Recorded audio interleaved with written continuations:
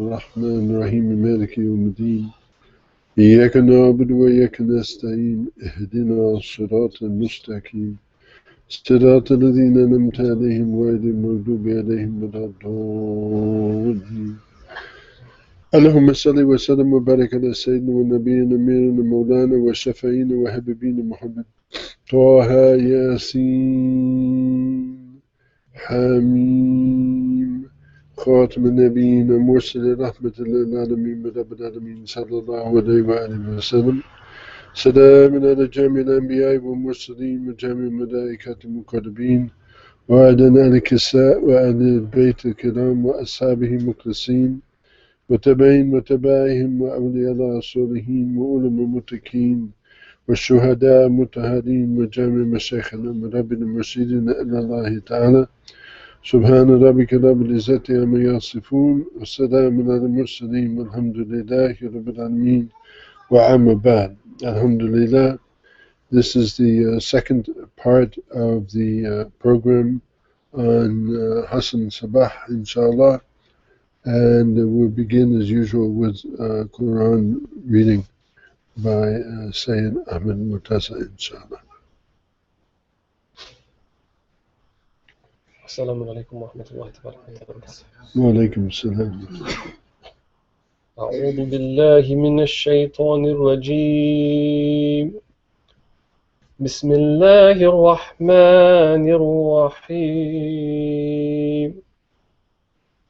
شهد الله أنه لا إله إلا هو والملائكة وأولو العلم قائما بالقسط لا إله إلا هو العزيز الحكيم. إن الدين عند الله الإسلام وما اختلف الذين أوتوا الكتاب إلا من بعد ما جاءهم العلم بغيا بينهم ومن يكفر بآيات الله فإن الله سريع الحساب. فإن حاجوك فقل أسلمت وجهي لله ومن اتبعني وقل الذين أوتوا الكتاب والأمين أسلمتم فإن أسلموا فقد اهتدوا وإن تولوا فإنما عليك البلاغ والله بصير بالعباد. إن الذين يكفرون بآيات الله ويقتلون النبيين بغير حق ويقتلون الذين يأمرون بالقسط من الناس فبشرهم بعذاب أليم. أولئك الذين هبطت أعمالهم في الدنيا والآخرة وما لهم من الناصرين. ألم تر إلى الذين أوتوا نصيبا من الكتاب يدعون إلى كتاب الله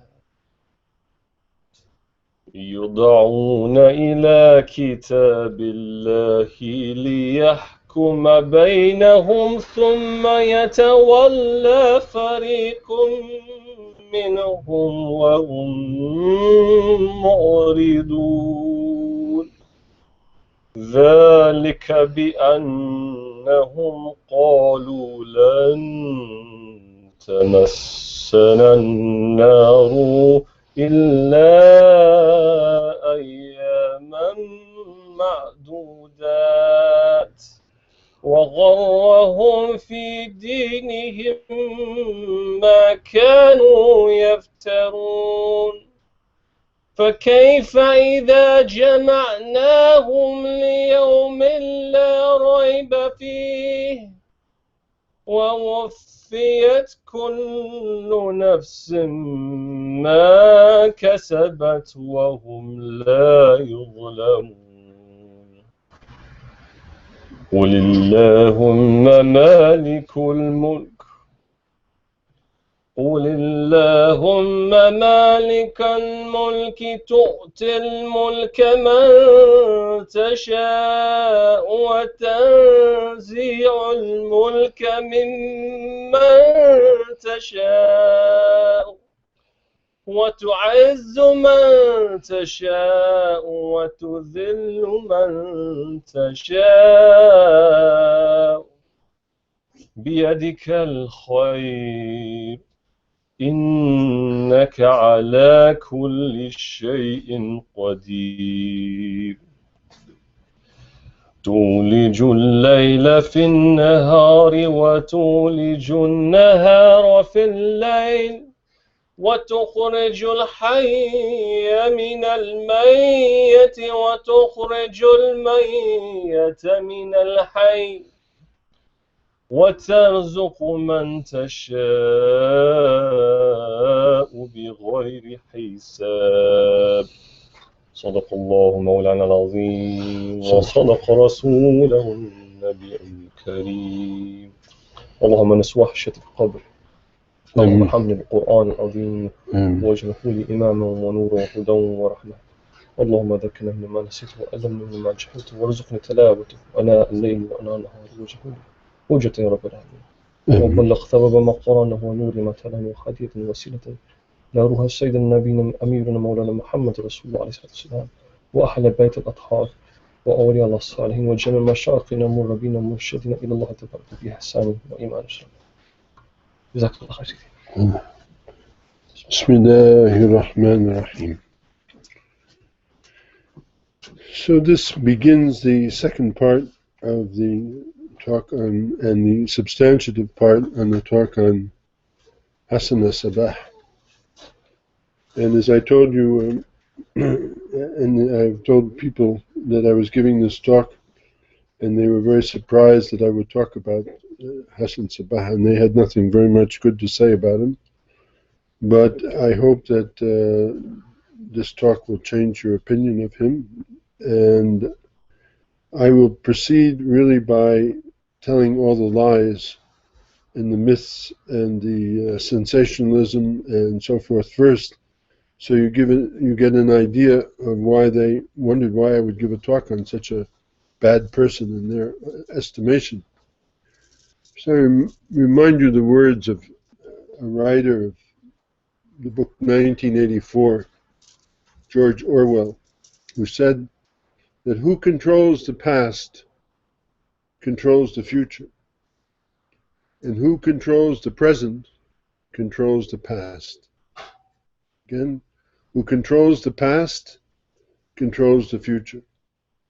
Who controls the present controls the past. So I would again suggest that anybody reading or listening to this bayan go back and listen and read the bayan on Nasr Khusro to better understand the background before listening to this. The reason for all of this, of course, is it is not really possible to understand Hasan as-Sabah without some deep grounding in Ismailism, which I tried to give in my talk prior to this morning, and in Fatimid thought specifically. In that original bayan, I mentioned the saying of Winston Churchill, who was a contemporary of George Orwell, from a different side of the ideological tracks, but who mentioned much along the same lines as these, that, quote, history is written by the victors, end quote. So the story of Hassan Sabbah, as is known by most people, is written by the people who were victorious over him, the Turks, Seljuk, and also in modern times the Sunnis, and to a certain degree even the Shia, who don't have much of a liking for him either. And this has been the case, really, this negative view of him since the time of Salahuddin Ayyubi, who is better known in the West as Salahuddin or Saladin, who was the first sultan at the end of the Fatimid rule in Egypt and Syria, and more or less the founder of the Ayyubid dynasty, who put an end to the Fatimid rule in 567 Hijri, or 1171 in the Common Era. Also, the grandson of Chinggis Khan, Hulagu Khan, and his Mongol raiders, who in 1256, almost 100 years later, destroyed Alamut, which was the fortress or the temporary autonomous zone of Hassan as-Sabah, and most importantly to us, ordered the destruction and the burning of the library there, and of course the library in Baghdad. But the library in Alamut, Hassan Sabbah had painstakingly put together over time, and this contained really the basic texts of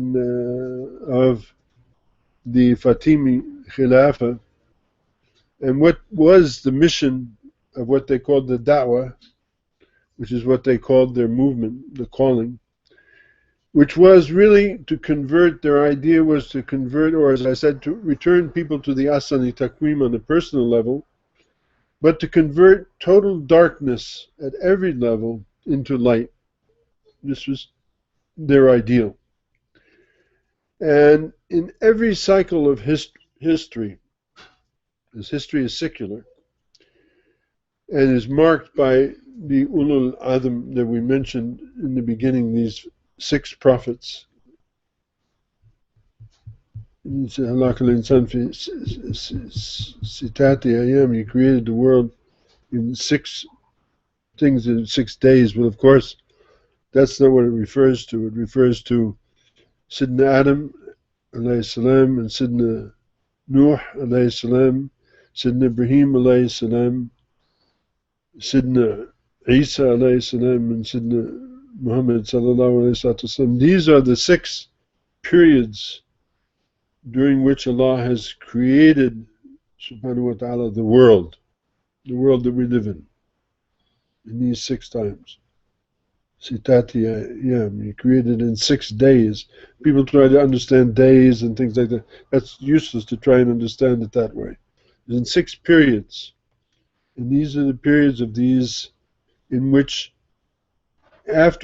because you have to understand that Adam and Hawa don't come from the earth. We don't come from this world.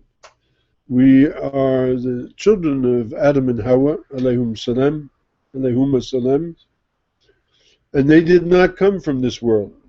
They came from another world, which we conveniently call the garden, the Jannah. So they came here, and it took 6 of these grand cycles in which this world was created. It's still being created. But a certain phase of it is finished with the coming of Sayyidina Muhammad sallallahu alaihi wasallam, who was Khatam al-Anbiya and sealed all of the prophecy. There's no more prophecy after that. Now we live in the world of wilayat, and we're living in the last part of the night in the beginning of the dawn of this new age, which is the age of Al-Mahdi, alayhi salam. That's the seventh world, the world of Al-Mahdi, alayhi salam. These cycles will continue even after that, because that again will go back into another, because there's cycles upon cycles. And all of this will continue to go until all of matter is turned into light. All of matter.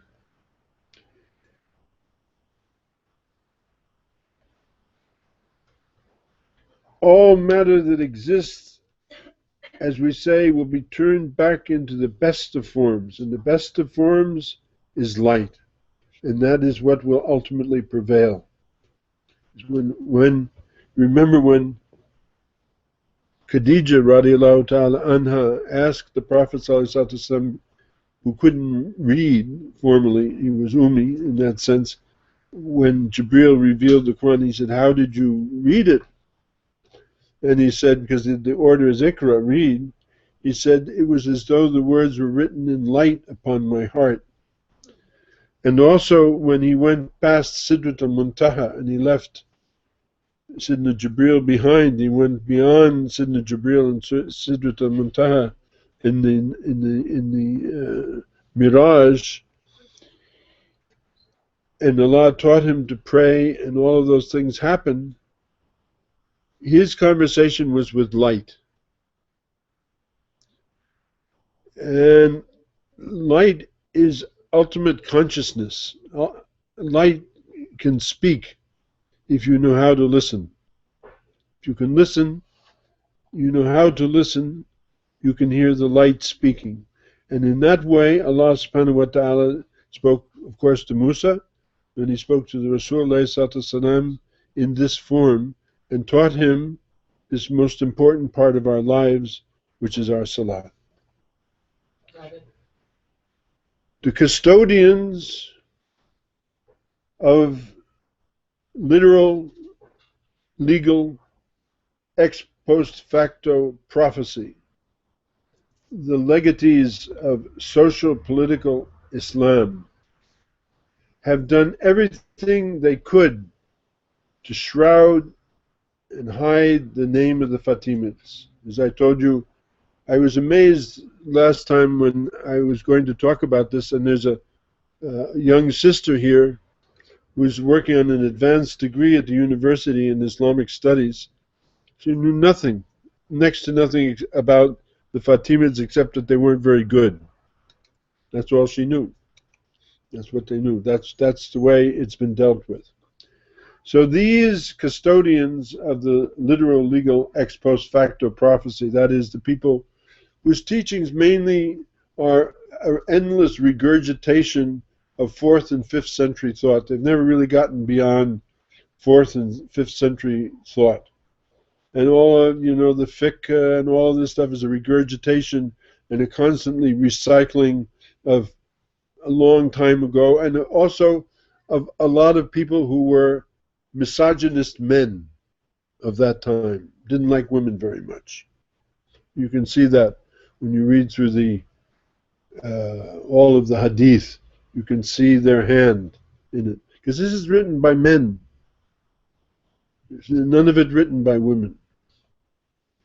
Yes, of course, there are the hadith that are attributed to Aisha radiallahu ta'ala anha, but they're recorded by men. And these men, which I refer to as the custodians of that, were the legatees of socio-political Islam, not spiritual Islam, social-political Islam, have done everything that they could do, as far as I've been able to understand, to shroud the name of these Fatimids and reduce them to utter obscurity, casting doubt upon their sincerity, the truth of their Islam, which is that it doesn't matter in the end, as I said, who you are in the world. It doesn't matter who you are, whether you're a king or a man who shines shoes. It doesn't matter. It doesn't matter if you have $1 billion or you're homeless and you have no money. much as that they'd like to teach you that the only people who matters are the people who have a lot of money and boats and yachts, and they can go here and they can go there, and they have power over everybody. These are the people who you have been taught are the people in power. And this is what the aim of life is to become one of these people. But if you have not returned to that place in which Allah created you, you can have all the money in the world, you can have houses, you can have wives, you can have children, they all can become doctors, and you can have all the money, you can have everything imaginable in the world. It doesn't mean anything. Unless you could have those things, you could have them, they're not wrong, they're not bad, but without a return of your being to that fitra upon which you were created, all of that is meaningless. It doesn't matter whether you're black or white or red or yellow or brown, or you're this or you're that, or you're Shia or you're Sunni or you're Sufi or you're Salafi or you're whatever. All that is meaningless. Meaningless. Nice, but meaningless. The only thing that has any meaning is whether you are living in that asani taqweem in which Allah created you, in that fitra in which Allah created you. Then life has meaning. Everybody else, summan, bukman, wa umyan, deaf, dumb, and blind. That's 85%, 95% of humanity, in truth. Muslim world, Jewish world, Christian world, Buddhist world, Hindu world, doesn't make any difference in that sense. What happened at Alamut inspired people to write fantastic stories about, because we don't have the actual real books since Hulugu ordered the library burned down, and the only person who recorded its contents, Juwaini, was not somebody who was particularly on our side. We don't really know what it was, what the teaching was, what his mission of Hassan Sabbah was. So people have been free to make up these fantastic stories. For instance, here is a hyperbolic example of the 20th century, quote-unquote, Sufi author, whom most of you have heard about, called Idris Shah, writing under the pseudonym of Arkan Darao in his book, A History of Secret Societies, that was published by Citadel Press in 1961 and republished in 1989. I quote, here's how he starts. Two men in the year 1092 stood on the ramparts of a medieval castle called the Eagle's Nest. Boy, that's exciting. Perched high upon the crags of the Persian mountains, one of the personal representative of the emperor, and the other person was a veiled figure. Of course, you know, they love veiled figures with quote-unquote flowing robes and all those things. A veiled figure. And this is a Sufi who's writing this.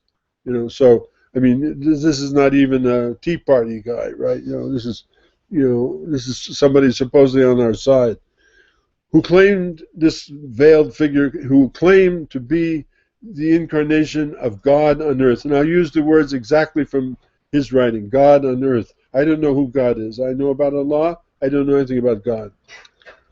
God is, I got you, something like that. I caught you, I got you, Anyway, his name was Hasan, son of Sabbah. He was called the Sheikh of the Mountains, Sheikh al-Jabal. And he was the leader of, quote-unquote, the assassins. Assassins. Oh. And he spoke.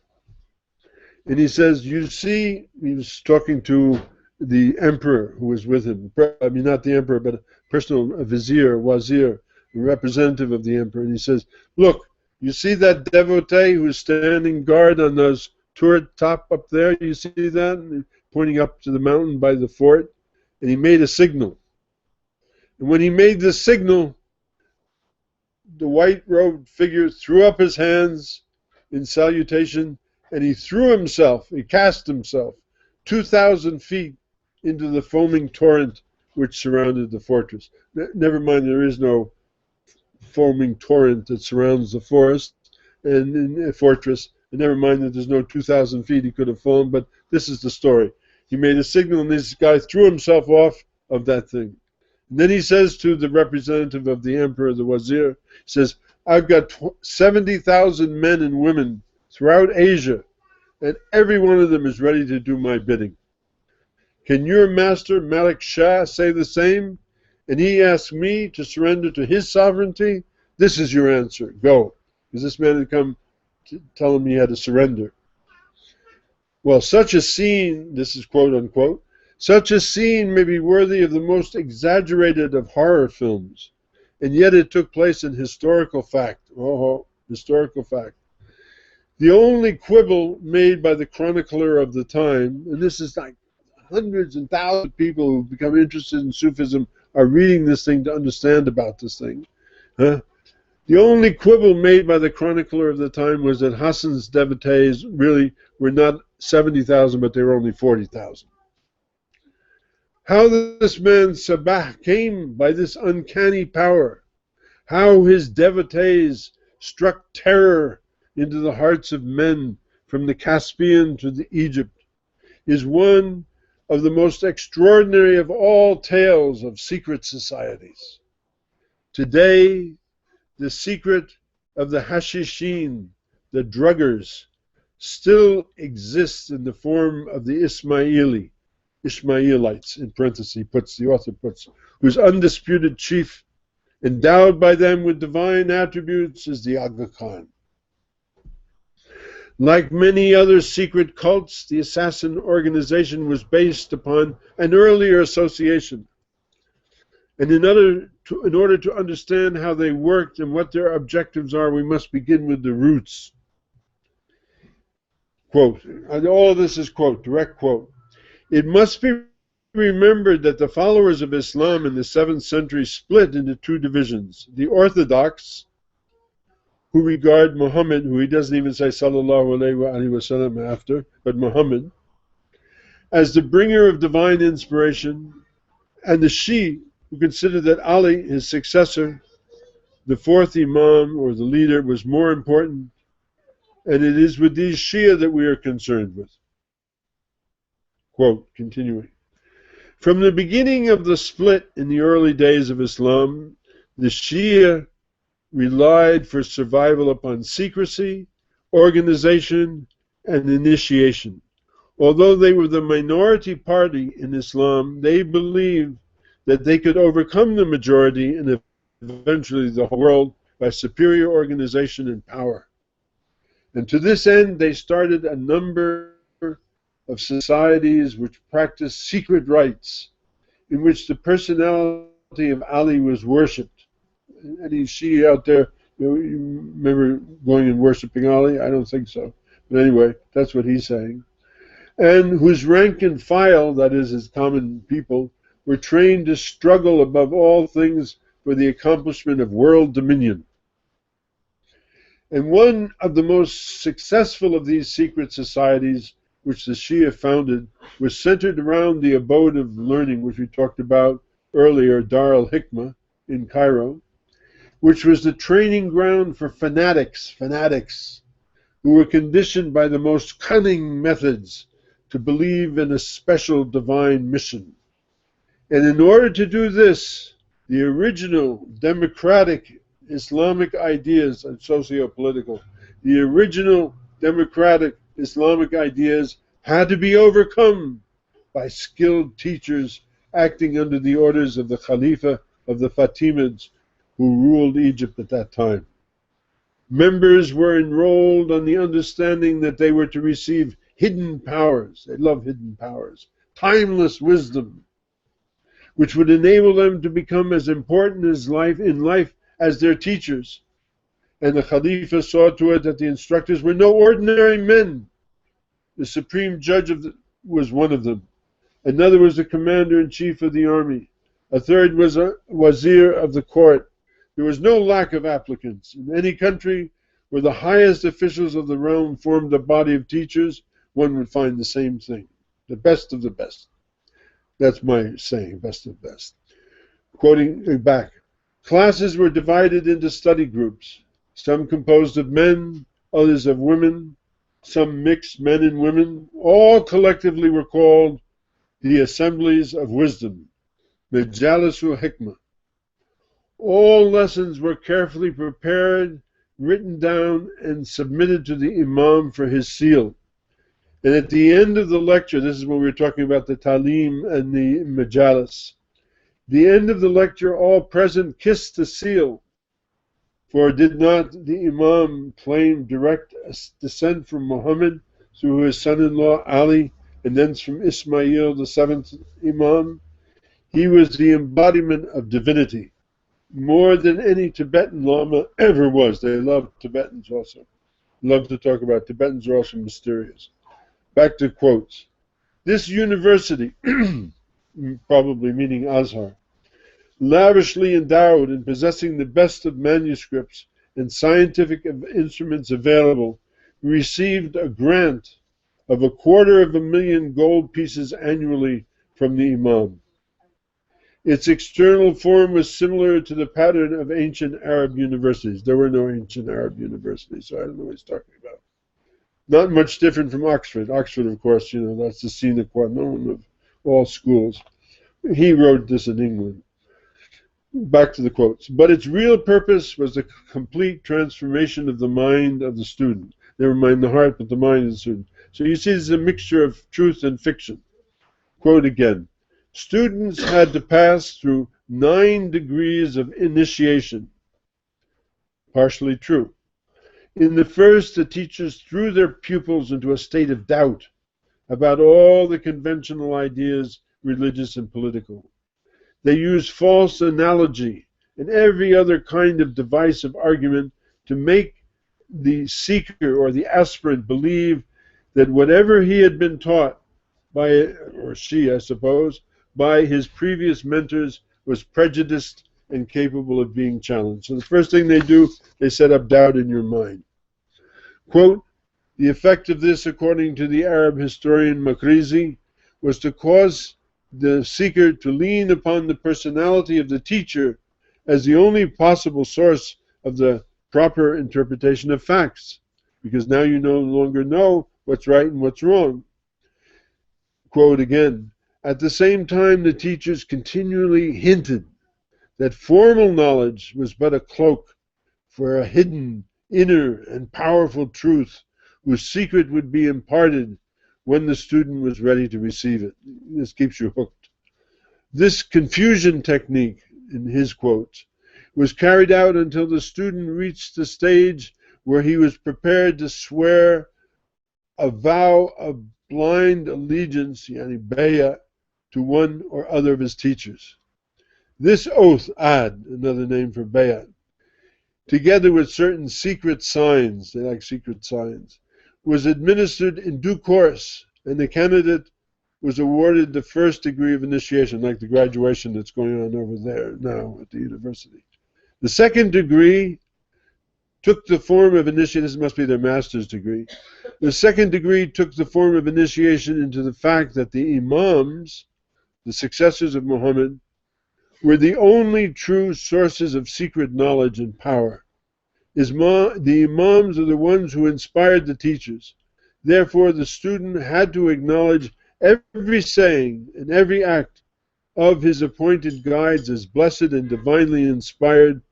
And in the third degree, the esoteric names of the 7 imams were revealed, and the secret words by which they could be conjured, and by which the powers inherent in the very repetition of their names could be liberated and used for the individual, especially in the service of the sect. In the fourth degree, it's still in quotes, the succession of the 7 mystical lawgivers and magical personalities was given to the learner. These were Adam, Noah, Ibrahim, Moses, Jesus, Muhammad, and Ismail.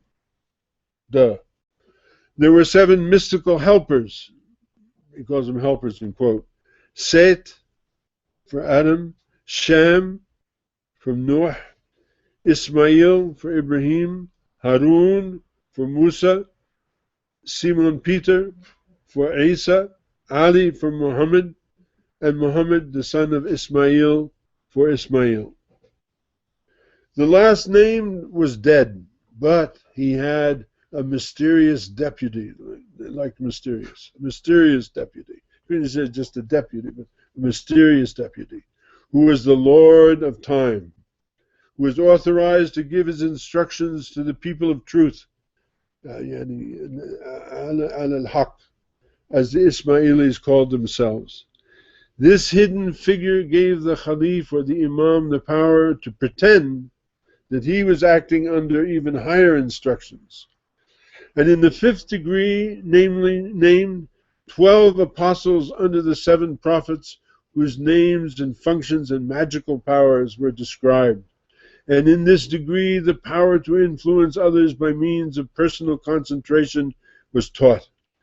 One writer claims that this was done merely by the repetition over a period of 3 years to train the mind by the magical word ak-zabt-I, AK-ZAPT-I.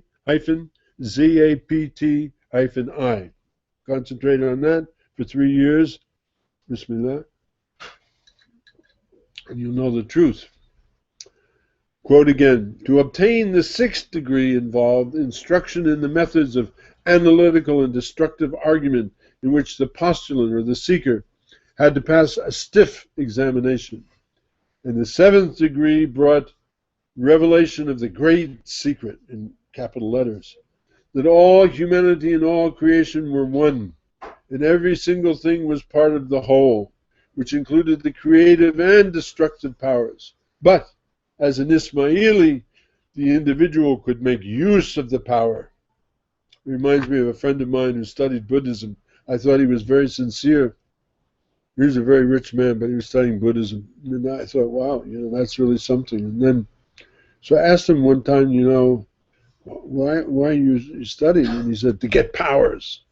That was his idea. I was taken in by him. I thought he was trying to achieve enlightenment, but all he was trying to get was powers. So anyway, back to the quotes. But as an Ismaili, the individual could make use of the power which is ready to be awakened inside of him and overcome those who knew nothing of the immense potential of the rest of humanity. And this power came through the aid of a mysterious power called the Lord of the Time.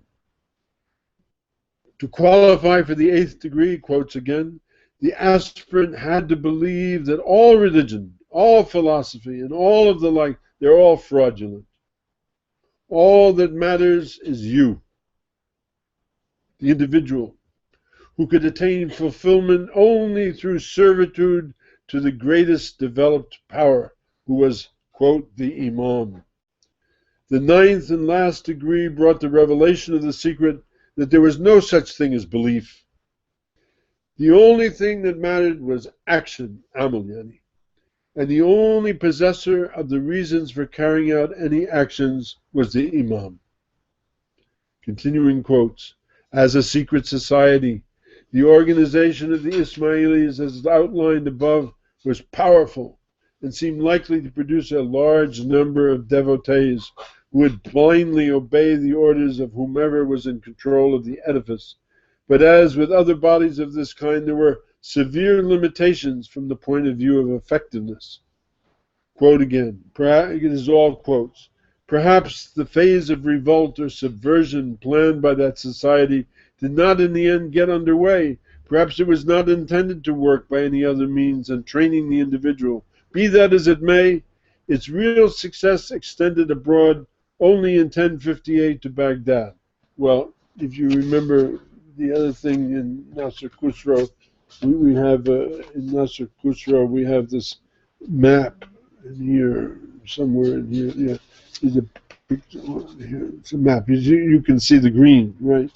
This was in the time of the early Fatimids, where they controlled all the way from North Africa to Mecca and Medina, to Damascus, to Cairo, to Sudan. All of that was controlled. And so it's not something that was going to happen. It was something that had already happened. But in any case, The truth suffers in all of these things. Huh?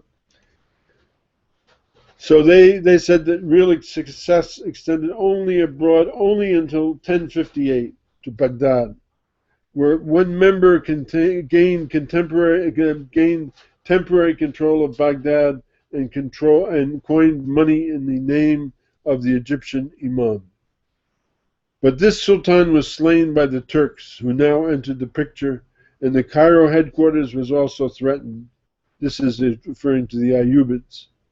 And by 1123, the society was closed down by the Wazir Afdal, and the rise of Turkish power seems to have discouraged the expansionist Cairo sect so strongly that they almost faded out, and hardly anything is ever heard of them after that date. He was left to Hasan, son of Sabbah, the old man of the mountains. That was one of his titles, to perfect the system of the ailing secret society and found an organization which endured for nearly another 1,000 years. Who was this Hasan? This is quotes again. He was the son of a Shia from Khorasan, a most bigoted man, who claimed that his ancestors were Arabs from Kufa. And this assumption was probably due to the fact that such a lineage bolstered his claims to religious importance then as now, which is true, among Muslims, whoever they are. The people of the neighborhood, many of them also Shia, stated very decisively that this Ali was a Persian, and so were his forebears. How that could be, I don't know. It is generally thought that this is the truer version. Ali was actually a Persian, and his forebears were too, which means that, of course, Muhammad was a Persian. Well, that's hard to understand. As the governor of the province was an Orthodox Muslim, I guess they mean a Sunni by that, Ali spared no efforts to assume the same disguise. And he is considered to be completely permissibly adopted this, quote, doctrine of intelligent dissimulation. As there was some doubt as to his reliability in the religious sense, he retired into a monastic retreat. Now the story gets really.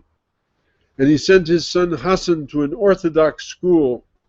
But this school was no ordinary one. You can imagine this is a person who's written a book called The Sufis, and who a whole generation of people, my generation of people, in the 1950s and 60s, this is all we knew about Sufism, what we read in this book. This school was no ordinary one. It was a circle of disciples that was presided over by the redoubtable Imam Muwafiq, who I've never heard of, about whom it was said that every individual enrolled under him eventually rose to great power. It was here that Hassan met Omar Khayyam, the tent-maker poet and astronomer, who was later to be the poet laureate of Persia. And another of his schoolmates was Nizam al-Mulk, who rose from peasanthood to become the prime minister. And these three made a pact, according to the Nizam's autobiography, that whoever rose to high office first would help the others. Nizam, the courtier, became the vizier to Alp Arslan, the Turkish sultan of Persia, and in accord with his vow, secured for Omar Khayyam a pension, which gave him a life of ease and indulgent in his beloved Nishapur, where many of his Rubaiyat poems were written. In the meantime, Hassan remained in security and obscurity, wandering throughout the Middle East, waiting for his chance to attain the power of which he had dreamed. Arslan the Lion died and was succeeded by Malik Shah, and suddenly Hassan presented himself to Nizam, and he demanded to be given a place at the court. And delighted to fulfill his childhood vow, the vizier obtained him a favored place, and relates what transpired to him in this way in his autobiography. All of this is quotes. Quote, and a quote inside the quote. I made him a minister by my strong and extravagant recommendations, but, like his father, he was a fraud, hypocrite, self-seeking villain. He was so clever at dissimulation that he appeared to be very pious, but he was not. And before long, he had somehow completely captured the mind of the Shah. Malik Shah, the ruler, was young, and Hassan had been trained in the Shi'i art of winning people over by apparent honesty. But the Nizam was still the most intelligent man in the realm, the Vizier, and with an impressive record of honest dealing and achievements. So Hassan decided to get rid of him, eliminate him. This is the word he uses. Quote, the king had asked in the year 1078 for a complete accounting of the revenue and the expenditure of the empire. And the Nizam told him that this could take over a year. But Hassan, on the other hand, said no, it could be done in 40 days, and he offered to prove it. And the task was assigned to him, and the accounts were prepared in the specified time, 40 days. But something went wrong at this point. The balance of historical opinion holds that the Nizam struck back at the last moment, saying, Wallahi, this man will destroy us all unless he's rendered harmless, even though I cannot kill my classmate. Well, whatever the truth may be, it seems that Nizam managed to have some disparities introduced into the final calligraphic version of the accounts, so that when Hassan started to read them, they appeared so absurd that the Shah, in fury, ordered him to be exiled. As he had claimed to have written the accounts in his own hand, Hassan could not justify these incredible disparities. Hassan had some friends in Isfahan, where he immediately fled, and there survives a record of what was said there, which sheds interesting light upon what was in mind. One of his friends, Abu Fadl, notes that Hassan, after reciting the bitter tale of his downfall, shouted these words in a state of rage, If I had just two devotees who would stand by me, I would cause the downfall of that Turk and that peasant. Abu Fadl, concluded that Hassan had taken leave of his senses and tried to get him out of this ugly mood. But Hassan took umbrage and insisted that he was working on a plan and he would have his revenge, and he set off immediately to Egypt to mature his plans. Abu Fadl himself was later to become a devotee of Hassan. 2 decades later, Hassan reminded him of that day in Isfahan. He says, Here I am at Alamut. I am now the master of all I survey and more. The Sultan and the peasant Wazir are dead. Have I not kept my vow? Was I the madman you thought me to be? I found my 2 devotees who were necessary to my plans.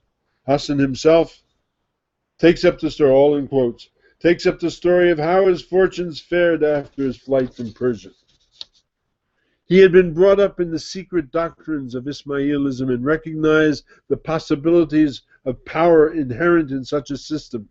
He knew that in Cairo there was a powerful nucleus of the society, and if we are to believe the words of Abu Fadl, he already had a plan whereby he would turn their followers into a disciplined, devoted fanatics willing to die for their leader.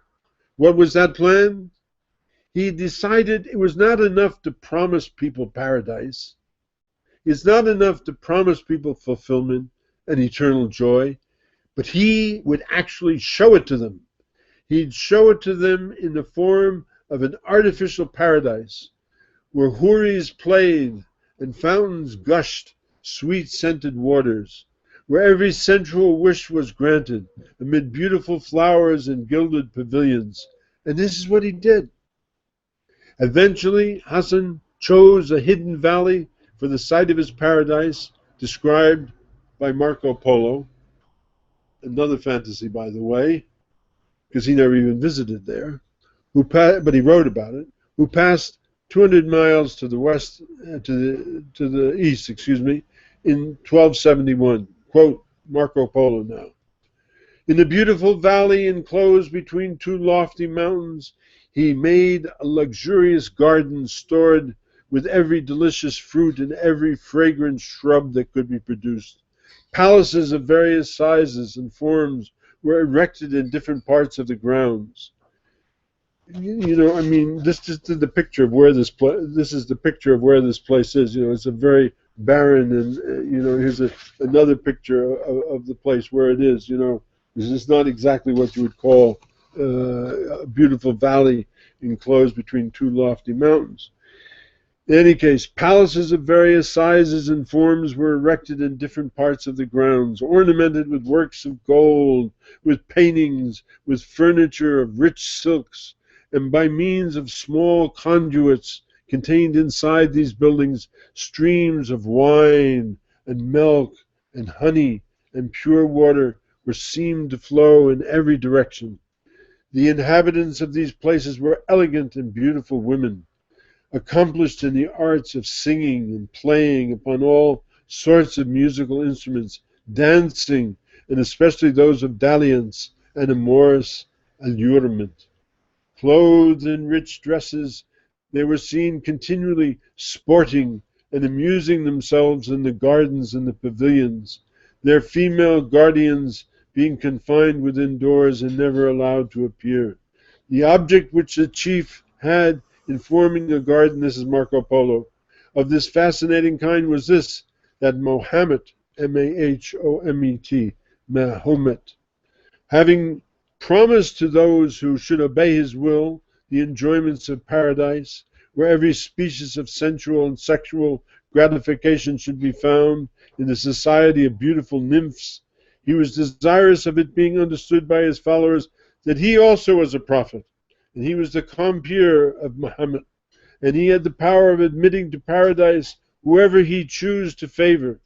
And in order that none without his license should find their way into this delicious valley, he caused a strong and expugnable castle to be erected at the opening of the valley, through which the entry was by a secret passage. There are numerous pictures of this, no doubt, people have painted over the years.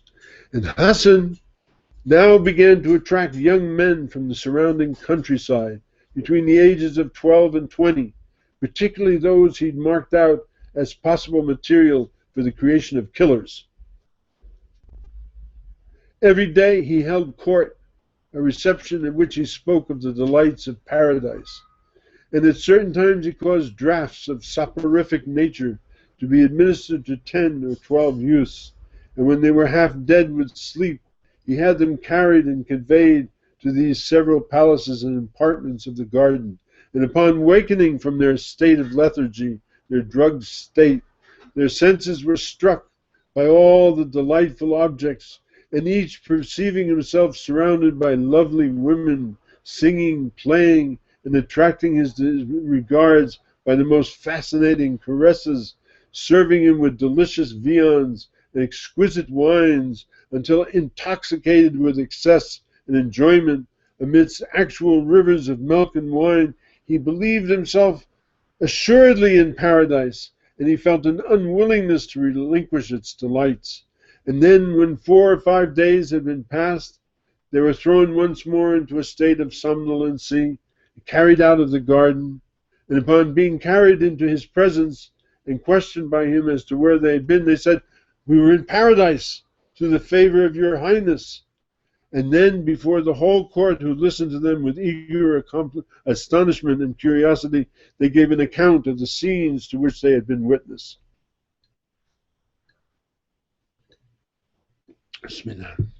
The chief, thereupon addressing them, said, "We have the assurance of our prophet that whoever defends his leader shall inherit paradise. And if you show yourself to be devoted to the obedience of my orders, that happy lot awaits you." Well, suicide was at first attempted by some, but the survivors were told that only death in the obedience to Hassan's orders could give them the key to paradise. In the 11th century, it was not only credulous Persian peasants who would have believed such things were true. Even among more sophisticated people, the reality of the gardens, the houris of paradise, was completely accepted. True, a good many Sufis preached that the garden was allegorical, but that still left more than a few people who believed they could trust the evidence of their senses. The Ancient Art of Imposture, a book by Abdul Rahman of Damascus, gives away another trick of Hassan's. He had a deep, narrow pit sunk into the floor of his audience chamber, and one of his disciples stood in this pit. in such a way that only his head and neck were visible above the floor. Then he placed a circular dish, which came in two pieces that fitted together exactly, with a hole in the middle. This gave the impression that there was a severed head on a metal plate standing on the floor, and in order to make the scene more plausible, this is all in quotes, if that is the word, Hassan had some fresh blood poured around the head on the plate. Now, certain of the recruits were brought in, and Hassan spoke to the head and said, "Tell them what you have seen." And this disciple described the delights of paradise. And he told him, "Now, you've seen the head of a man who died, whom you all knew, and I have reanimated him to speak with his own tongue." Amazing, a dead head speaking, dead heads. Later, the head was treacherously severed in earnest and stuck up for some time so the faithful would see it. And the effect of this conjuring trick plus murder increased the enthusiasm for martyrdom to the required degree. And there are many documented instances, of course he doesn't give you any of these, of the recklessness of the Fidayeen, the devotees of the Ismailis, one being a witness, being a Westerner, was treated a century later to a similar spectacle to that which had appalled the envoy of Malik Shah. Henry, Count of Champagne, reports that he was traveling in 1194 through Ismaili territory, and the chief sent some persons to salute him and begged that on his return he should stop and partake of the hospitality of the castle. And the Count accepted the invitation, and as he returned to the Da'i al-Kabir, the great missionary advanced to meet him and showed him every mark of honor, and let him view his castle and the fortresses. And having passed through several of these, they came at length to one of the towers, which rose to an exceeding height, and in each tower stood, this is the original thing, the sentinels clad in white. "These," said the chief, pointing to them, "obey me more than the subjects of Christians obey their lords. And as it is given signal, two of them will fling themselves down." And they did, and were dashed to pieces. "If you wish," he said to the astonished Count, "all of my white ones shall do the same." And the benevolent Count shrank from the proposal, and candidly said that no Christian prince could presume to look for such obedience from his subjects. When he was departing with many valuable presents, the chief said to him, "By means of these trusty servants, I get rid of the enemies of our society." Still quote, "Further details of the mentality of Hassan were given in what is supposed to be an autobiographical account of his early days, and is probable as such a fact because the method of his conversion does seem to follow the pattern which is observed in fanatics of whatever religious or political persuasion. He was, he says, reared in the belief of the divine right of the imams by his father, and he met early on an Ismaili missionary, Emir Dahrab, with whom he argued strenuously against the Emir's particular form of creed." In other words, he didn't believe in these Ismailis.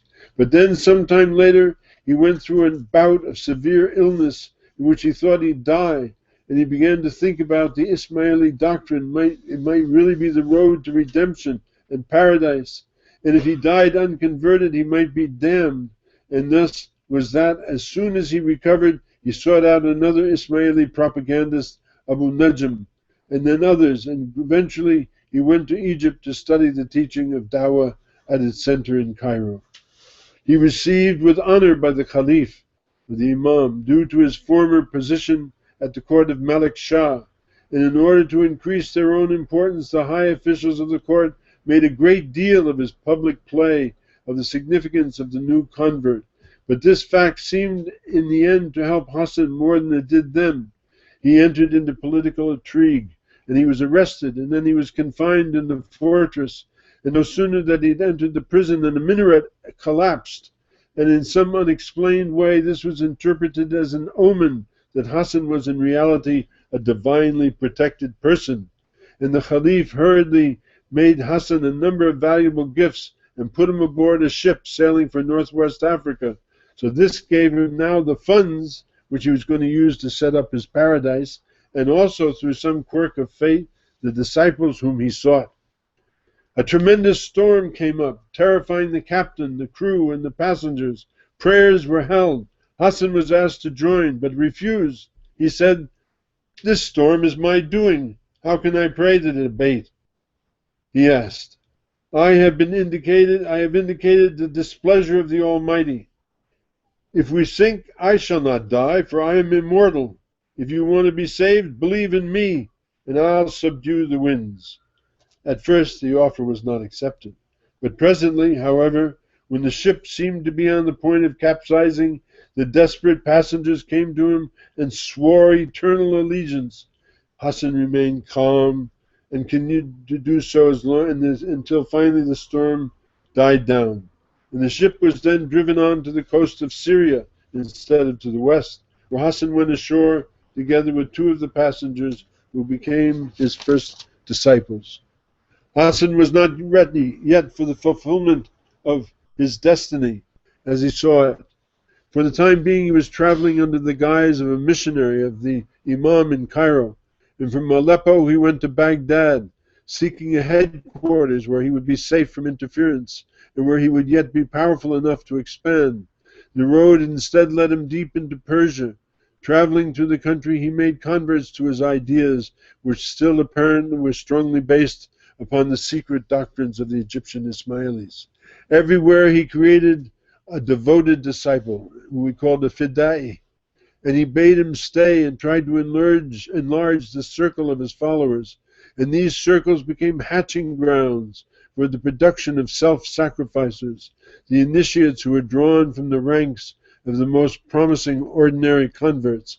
And thus it was that miniature training centers, modeled after the Dar al-Hikmah, the abode of learning, were set into being within a very few months of his return to his homeland.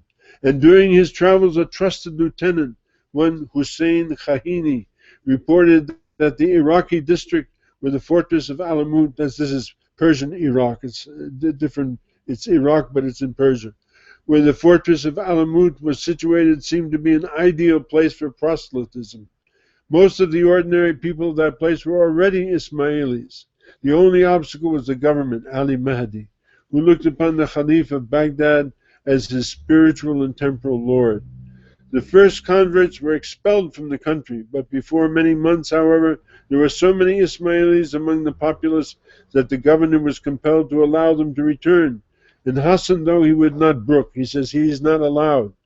But the prospector of Alamut decided to try a trick. He offered the governor 3,000 pieces of gold for the amount of land which could be encompassed by the hide of an ox. Well, the Mahdi agreed to such a sale, and Hassan produced a skin, and he cut it into the thinnest possible thongs, and he joined them all together to form a string which encompassed the fortress of Alamut. And although the governor refused to honor this bargain, Hassan produced an order from a very highly placed official in the Seljuk rulers, ordering that the fortress be handed over to Hassan for 3,000 pieces of gold.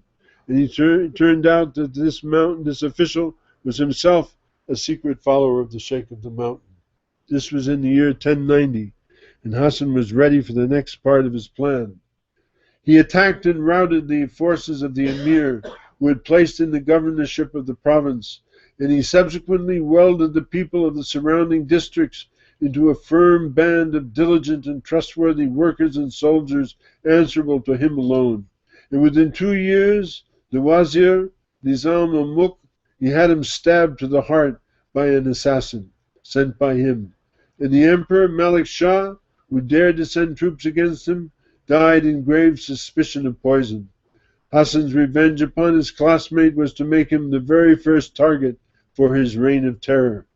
And when the king's death, the whole realm was split up into warring factions. For a time, the assassins alone attained their cohesion. In under a decade, they had made themselves master of all of Persian Iraq and of many forts throughout the empire. And they did this by forays, direct attacks, poisoned daggers, any other manner which seemed expedient. And the orthodox religious leaders pronounced one interdiction after another against these doctrines, and all were to no effect.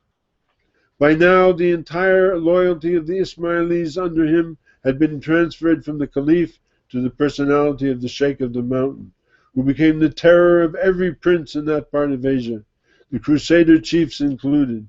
Despite and despising fatigues, dangers, and tortures, the assassins joyfully gave their lives whenever it pleased the great master, who required them either to protect himself or to carry out his mandates of killing and death.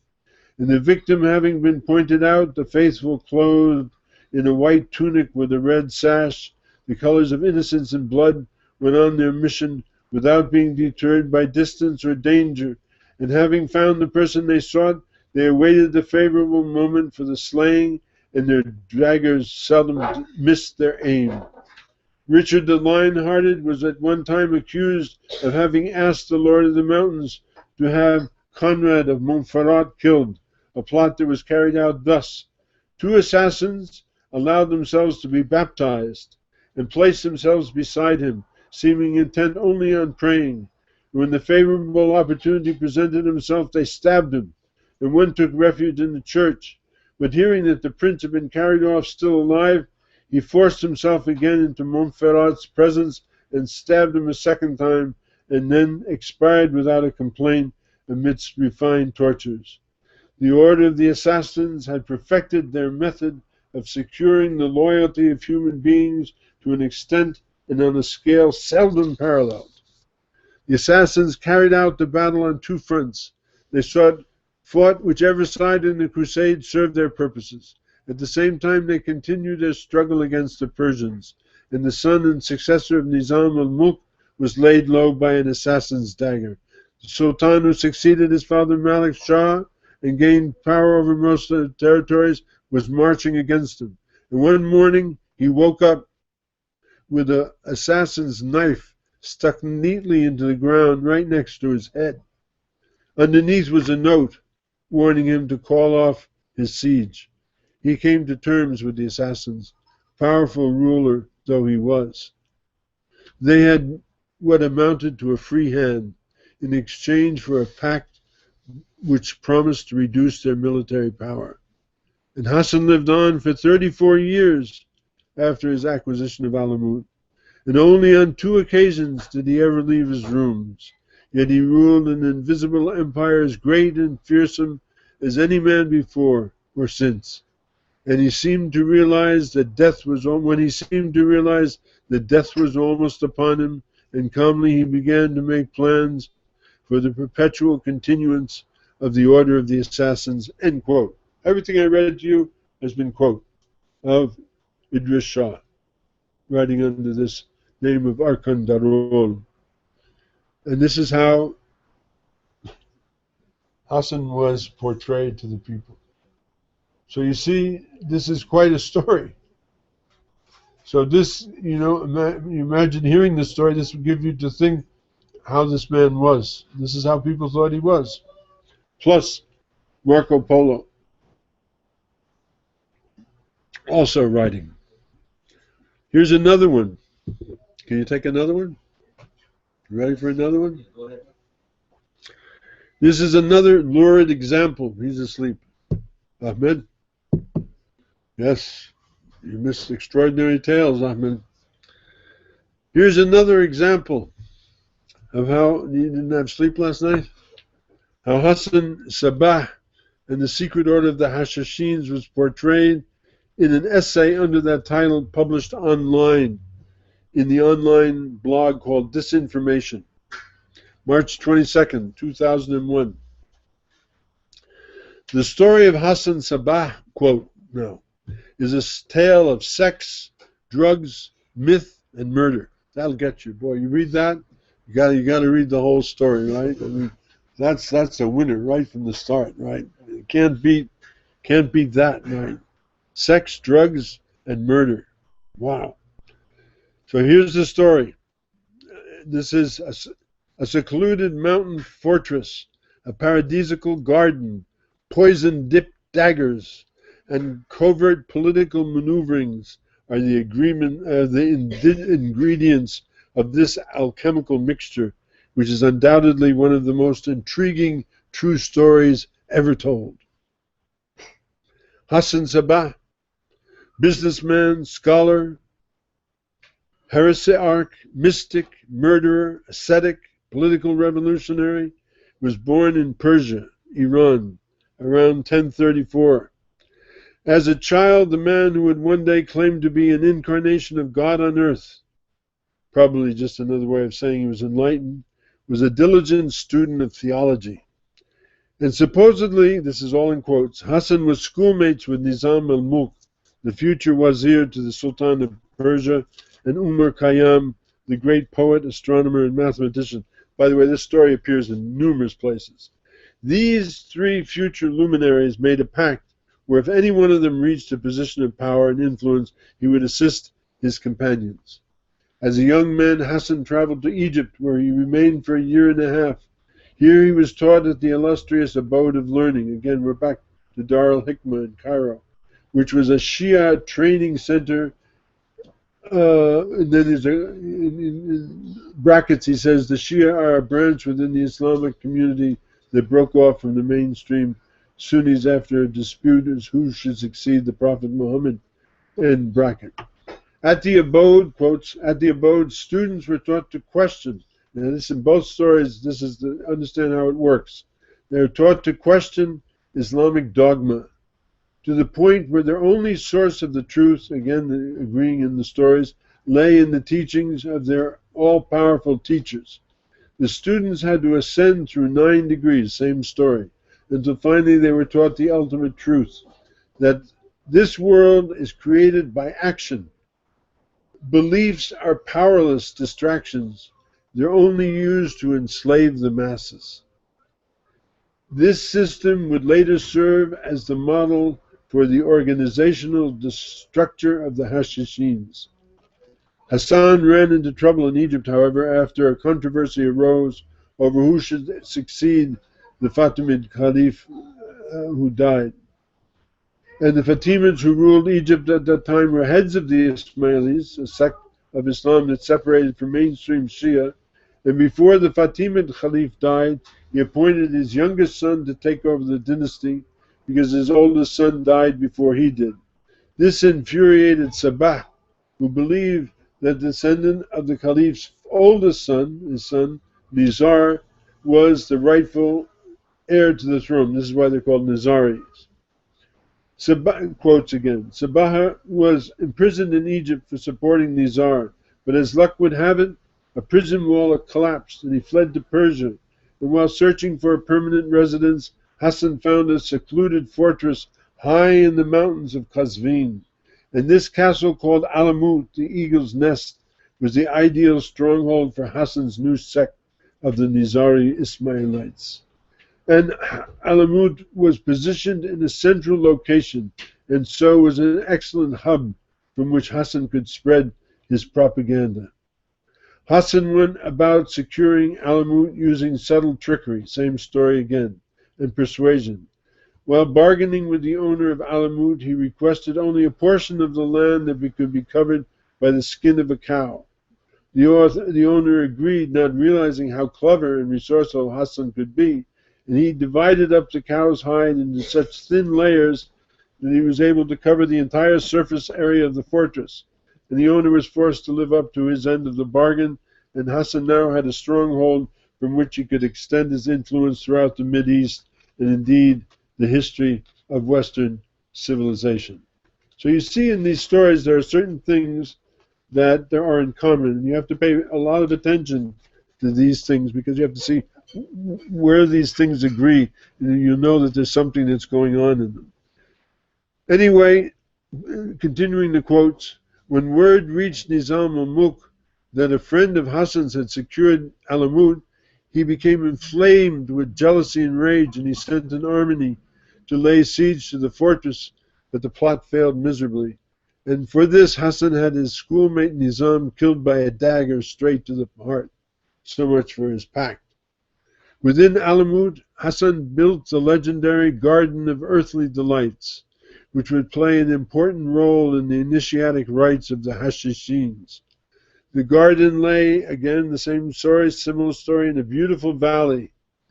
Here he had imported exotic plants, birds, and animals from all over the world, and surrounding the garden were luxurious palaces of marble and gold, decorated with beautiful paintings, fine silk furniture. Streams of milk and wine and honey flowed through this earthly paradise. Fountains gushed with wine and pure spring water.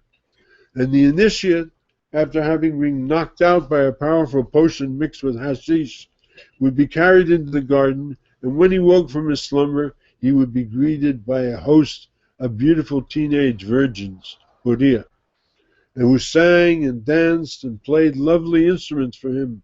And as he drifted into an ecstatic daze, the girls would go to work on the initiate. I've cut out certain portions here. No wonder Hassan could demand absolute loyalty from his followers, no questions asked. This was only a small part of his system, which is divided into 7 degrees. The other was 9, this is 7. The Hashishins combine both the exoteric, that's God's communicated law or the Sharia, and esoteric, subjective mystical doctrines of Islam.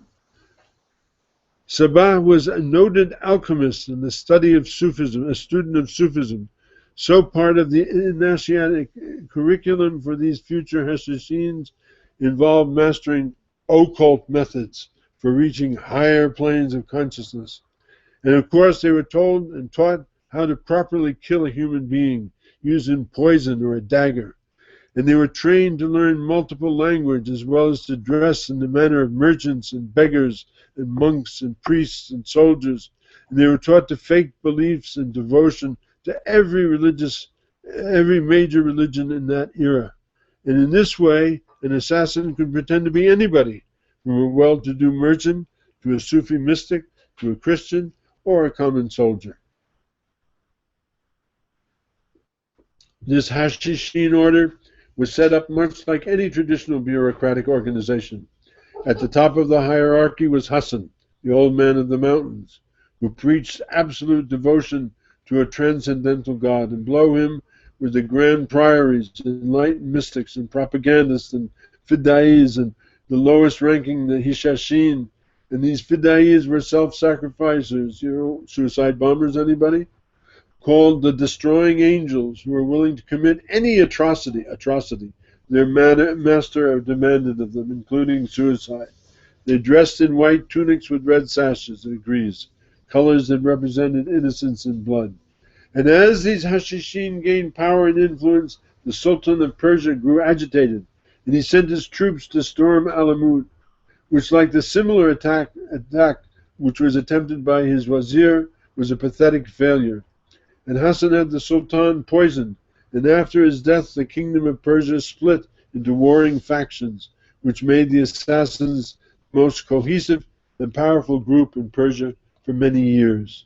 And during this time the assassins turned murder into an art form, mastering the fatal uses of the dagger, which they dipped into poison. But these were intellectuals, not mindless murderous brutes by any means. So their favorite means of extending influence was through spreading propaganda. And they would often gain support from powerfully positioned women by impressing them with fantastic dresses and jewels. And also they were known to kidnap some of the most distinguished minds of the Mideast and use them as teachers in their school or as advisors in worldly affairs. It didn't take long before most of Persia was Ismaili. As for the man who was responsible for this madness, as-Sabah, he was something of a mystery. After securing Alamut, he lived the remainder of his life holed up in his room, same story. It is said that he left his living quarters only twice in this period. All the stories the same. He was an ascetic, a mystic. He wrote a number of important theological treatises. This might seem counterintuitive, but the reason Hassan was so ambitious and he resorted to such extreme measures is because he was a deeply involved and devoted believer in the Ismaili faith, not because of selfish greed or megalomania. In fact, Hassan himself may well have been a direct descendant of the imam genealogy, but he refused to use this, a member of Ahlul Bayt. He refused to use this to his advantage, saying, "I would rather be the imam's chosen servant than his unworthy son. Let's give you some idea.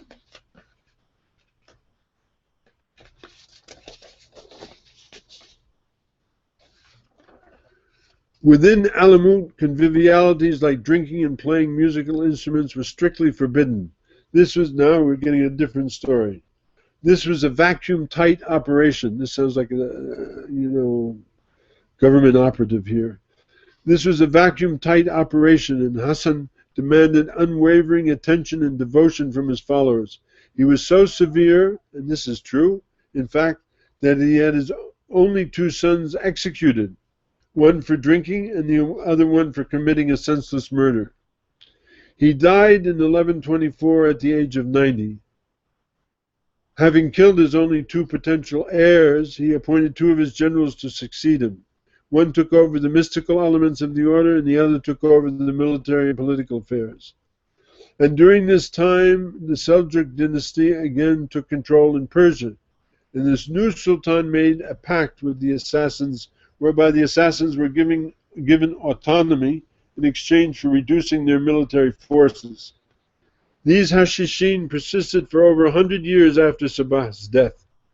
But Alamut was finally laid siege to and conquered in 1256 by Hulagu Khan, son of Genghis Khan. A man, and this is a very important man, you have to remember his name was called Juwaini, was ordered to write a complete history of the assassins after Hulagu had paid him to burn down. He had pretended to be an Ismaili, and he actually lived there. He paid this man Juwaini. Is what you call, a trader. He paid this man Juwaini to write a complete history of the assassins.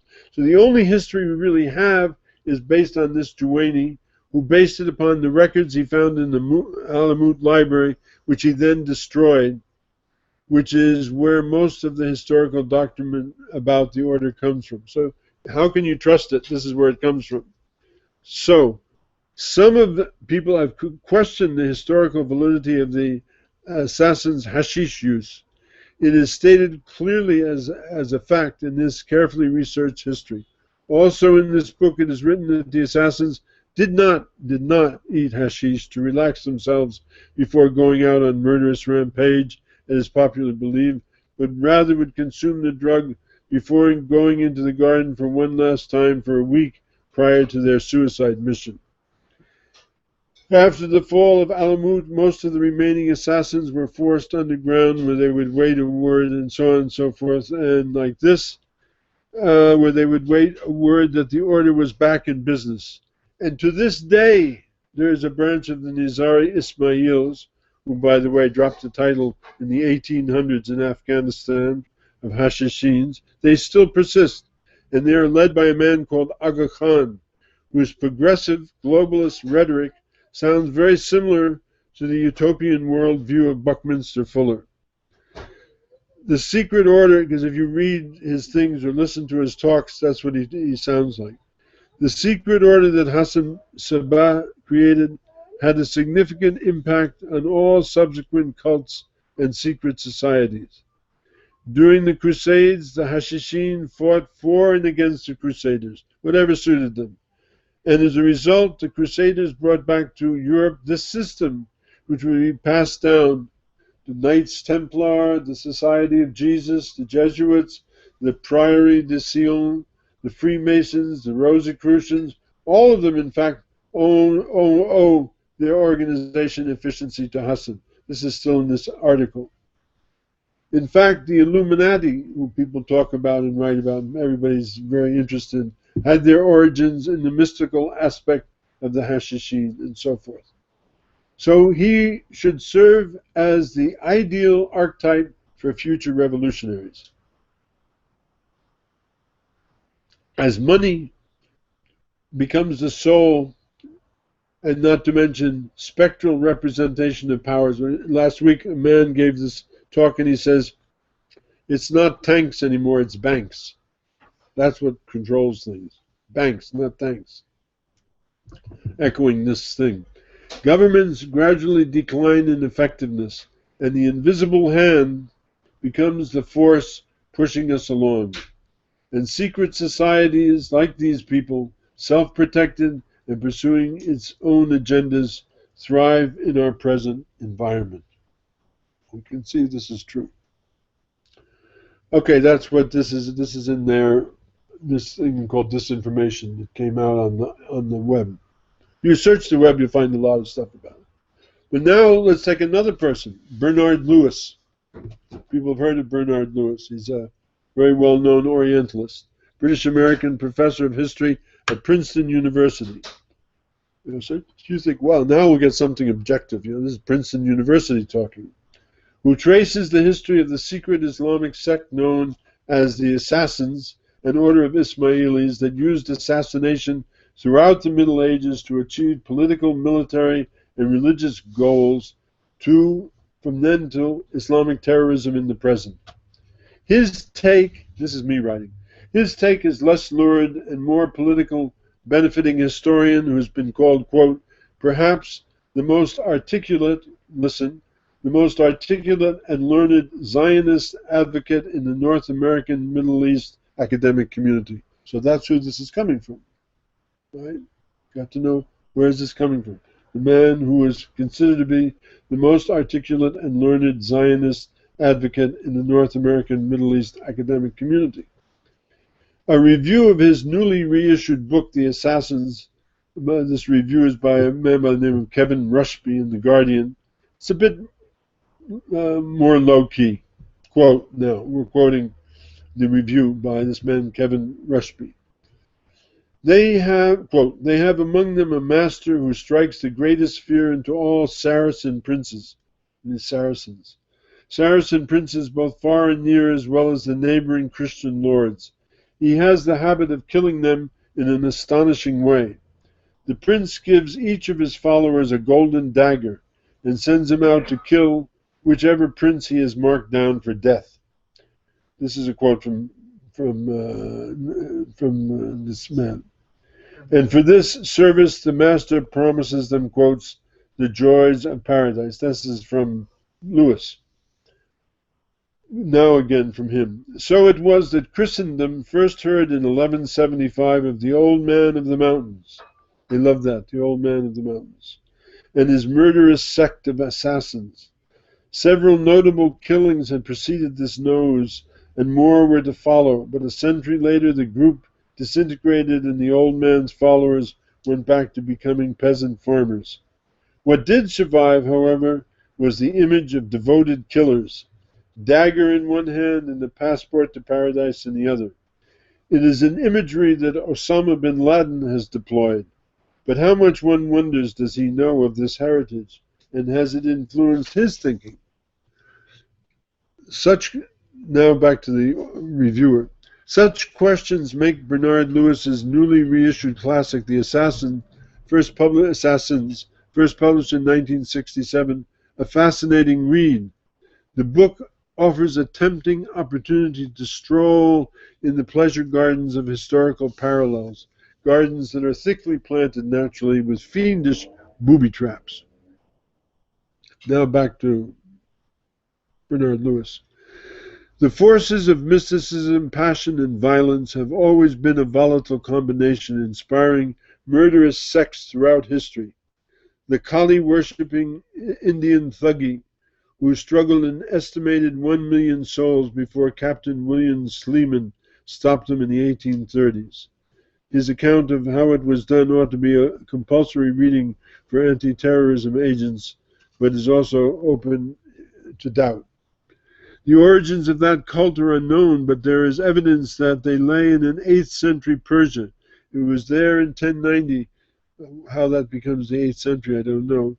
That a missionary by the name of Hassan Sabbah set up shop in a castle called Alamut, a remote stronghold in the mountains of the South Caspian Sea. Quote again from Bernard Lewis. Son of a Yemeni immigrant to Persia. Osama bin Laden was the son of a Yemeni immigrant to Saudi Arabia, right? Son of a Yemeni immigrant to Persia, Hassan has become an Ismaili and as such a heretic from an oppressed minority. His contribution was to marry the mystical and violent impulses of his followers to the politics of anguish and frustration. Legend has it that recruits were softened up with ideology, then drugged and transported into a wonderful palace garden. One example of the word assassin is that it derives from the Arabic hashish. So now he's instituting this. Waking to find themselves surrounded by beautiful women, wine, and song, the thoroughly fuddled youth concluded they were in paradise. Alas, the idyll did not last. Drugged again, they found themselves before the old man, who confirmed that they had indeed visited the heavenly abode promised to them by the Koran. That's Koran. They love to spell it that way, Koran. And he offered them a return route via murder. Well, now we're back to the reviewer. The truth is hidden somewhere inside such legends, and Professor Lewis is a dependable guide to the historical informants, all of whom have an axe to grind, even if not all wish subsequently to bury that axe between the ears of an appointed victim. In Hassan's time as now, power in the Islamic world was based upon a small and wealthy elite. For Abbasid Caliph in Baghdad read the sons of Ibn Saud. The assassins wanted to destroy this dynasty. In their ferocious attempts, it was usually Muslims who suffered, not the Crusaders, as is often thought. Most victims were Sunnis, and a few were immensely powerful. And the murder of the Grand Vizier Nizam al-Mulk was the 11th century equivalent of toppling the Twin Towers. More than a few crusaders fell to that golden dagger. The Marquis, quote again, the Marquis Conrad of Montferrat, the King of Jerusalem, was one. In a twist worthy of the CIA, Richard the Lionheart was implicated in hiring Muslim assassins. But bin Laden's avowed claim of clearing out crusaders and Jews from holy places was never on the assassin agenda. In the 12th century, one group remained untouched. The old man recognized that the organization of the Knights Hospitaliers made them unassailable by his methods. If one was struck down, another stepped forward. Like Hydra, it was not a beast that could be defeated by headlopping. A lesson for both sides in the current situation. With autocrats and tyrants, such tactics appeared more effective, and yet as the list of murders sanctioned from Alamut lengthened, no such long-term advantages accrued, only a vast stock of hatred and suspicion, as in Afghanistan. Later, when the ruling powers, that's my side quote, later when the ruling powers were stronger, the temptation to send in the medieval equivalent of the F-16s was irresistible. In Persia, the assassins were finished off by the Mongols, in Syria by the Egyptian Mamluks. The assassin campaign was paralleled by a withering of Ismaili influence in philosophy, science, and religion. Tellingly, Lewis says, now quotes from Lewis, under Hassan Sabbah and his successors, the Ismailis posed terrible political, military, and social problems to Sunni Islam, but no longer offered an intellectual challenge. More and more, their religion acquired the magical and emotional qualities, redemptionist and millenarian hopes associated with the cults of the dispossessed, the disprivileged and unstable. Where the assassins, this is again Lewis, where the assassins did succeed was in leaving a poisonous legacy. Here he's telling his story. A legacy so virulent it reaches down the centuries and infects minds as diverse as the children of Gaza, Muslim youths in Britain, and most noticeably of all, the wealthy son of a Yemeni immigrant to Saudi Arabia. That is why, despite occasional lapses, Lewis's book is essential reading for us and no comfort for anyone. So what he's saying is that this whole thing led from then till now, and you see it manifested now in Al-Qaeda and everything like that. This is all one thing. In other words, Hassan as-Sabah in some way is the founder or the inspiration for Al-Qaeda. This is the picture that he paints out. So here you see, this is the disinformation. And as I said, even Marco Polo added to the legend. Bismillah, this is the last thing. On his return home from China, he ventured into a region which he calls Mulet, south of the Caspian Sea, in which the assassin stronghold Alamut stands. And on his return, he claimed in writing, Mulahat, the name given to heretical Saracens, I don't know what Mulahat means, I don't know. Given to heretical Saracens is also the name of the famous place where the old man of the mountains used to live. The story of the old man, just as it was told to Marco Polo by many people, this is a quote from Marco Polo. According to legend, the old man was called Alauddin. He made in a valley between two mountains. Again, you hear the story. The biggest and most beautiful garden imaginable. Every kind of wonderful fruit grew there. There were glorious houses and palaces decorated with gold and painting. Same story. Most magnificent things in the world, fresh water, wine, milk, and honey flowed in the streams. Beautiful girls versed in the arts of caressing and flattering men played every musical instrument, danced and sang better than any other woman. And the old man had persuaded his men this was paradise. And the Prophet Muhammad had taught those that when they went to paradise, they would find beautiful women and rivers of wine and milk and honey and fresh water. And so the old man of the mountains had his garden built like Muhammad's paradise. And the Saracens believed it was paradise. End of quote. Marco Polo goes on to explain how this belief was maintained. Young men were trained for a mission of assassination, were given a sleeping draught, and then taken into the gardens while unconscious, and they awoke up in the ravishing surroundings, naturally persuaded them that they were in paradise, and they remained in this happy state until a victim was designated, where they once more would be drugged and were removed still asleep from the garden. And then they woke up in front of the old man, and they had this certainty then born of experience that paradise existed and would be their reward because they had seen it and they had lived in it. It's not only to strengthen their determination to succeed in their task, it removed all fear of failure because knowing what awaited them in the next world, they didn't fear death. The old man won the devotion of his agents both by drugs and by exploiting their simple piety. And despite his taste for colorful detail, Marco Polo was also a realist, and he ends his description of the assassins with his comment, quote, many kings and barons paid tribute to the old man and cultivated his friendship for fear of being murdered. The old man was aided in this fact that the kings were always quarreling amongst themselves and were not united. Then there's one more thing. There's a book called Samarkand by a man by the name of Amin Malouf, which is a heavily fictionalized romantic biography and tale of events surrounding the original manuscript of the Rubaiyat of Omar Khayyam, which in the end, says the author, unbelievably sank with the Titanic. And he tells the whole story of how this manuscript wound up, hidden in the library in Alamut, smuggled out of there. Is the history of the manuscript of the Rubaiyat, and how finally a man, it was bought by a museum and he's carrying it to America, and he's on board the Titanic, and the Titanic ships sinks with the Rubaiyat on it. Amazing story.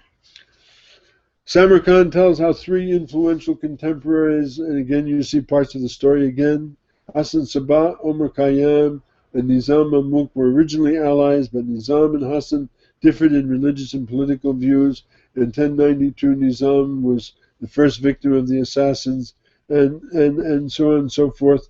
And it even goes on, from there I want to spare you a little bit, but it even goes on to avant-garde or hippie writers or readers of the late 20th century, from William S. Burroughs to Hakim Bey, who's also known as Peter Lamborn Wilson, who also write about Hassan Sabbah.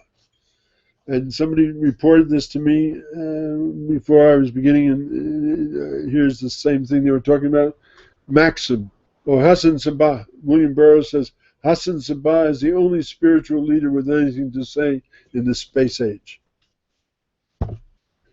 I don't know if you know who William Burroughs is, but you can look him up. now from another online thing, maxim, nothing is true, everything is permitted. This was supposedly what he said. Yes, the words of Hassan Sabbah. Nothing is true, everything is permitted. But permitted only for the initiate. Of course, others say the real statement was, nothing is haram, all is halal, which makes a statement about Shariat law into the context of esoteric Shia initiation, in which the imam is above the law and is salvific.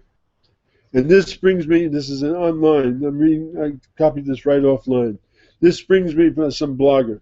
This brings me to a point in the Quran in the Surah Kaf, knowledgeable at least, Surah of the Cave, where the companion of Musa, who repairs the wall, this is back to our original story of Sidna Khidr alayhi salam, unjust people, he sinks a boat, kills a boy, much to the chagrin of Moses, the lawgiver. Yet it appears that the mysterious companion, popularly known as Khidr, was actually trying to initiate Moses into the realm of the perfect man, who is apart from the law and not answerable to the deity. So actually Hassan Sabbah's teachings are actually preceded by the teachings of Khidr, right?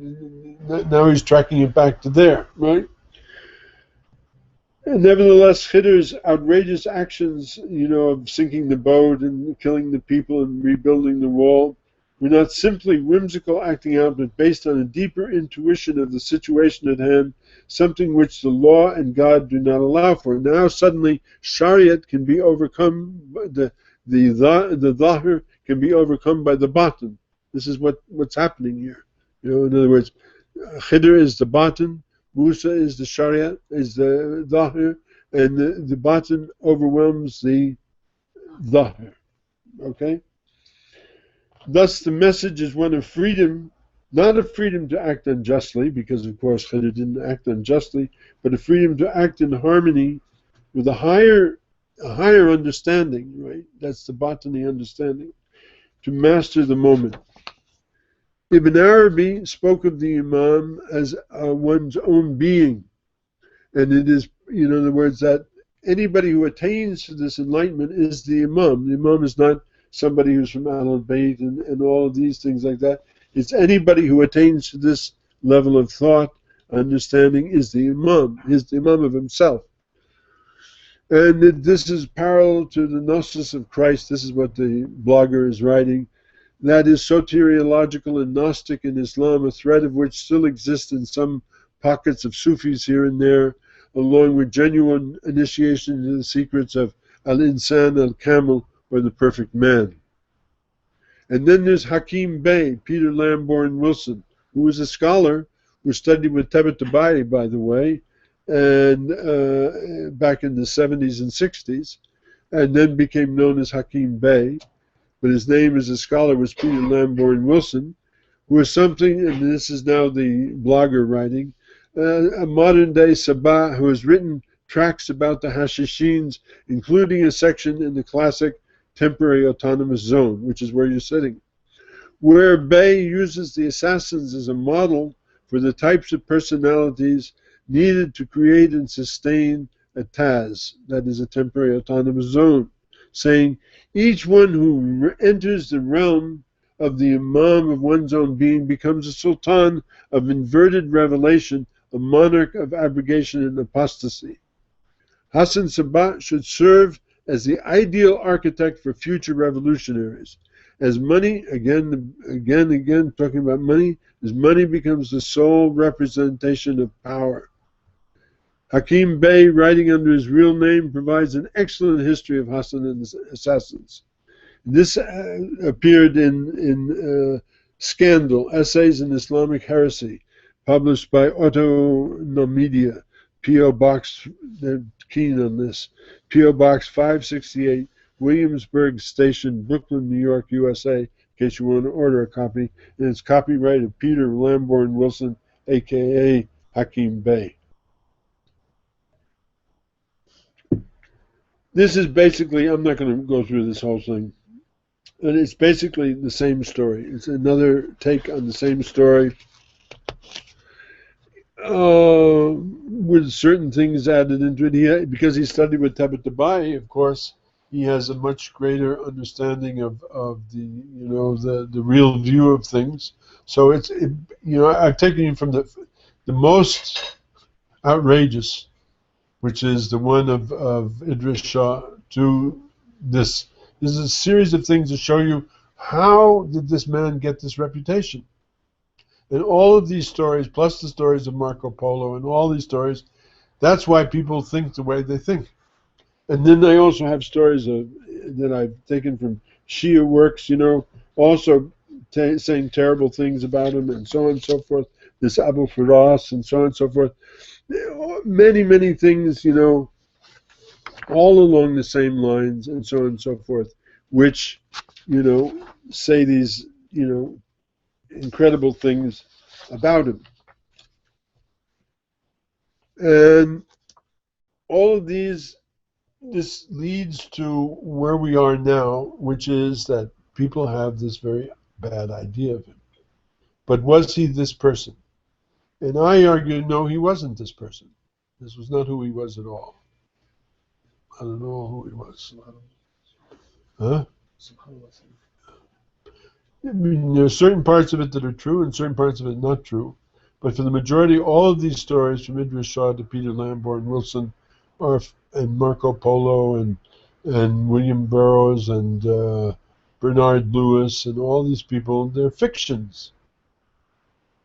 For what reason, I don't really understand. But they wanted to paint this man in a certain way.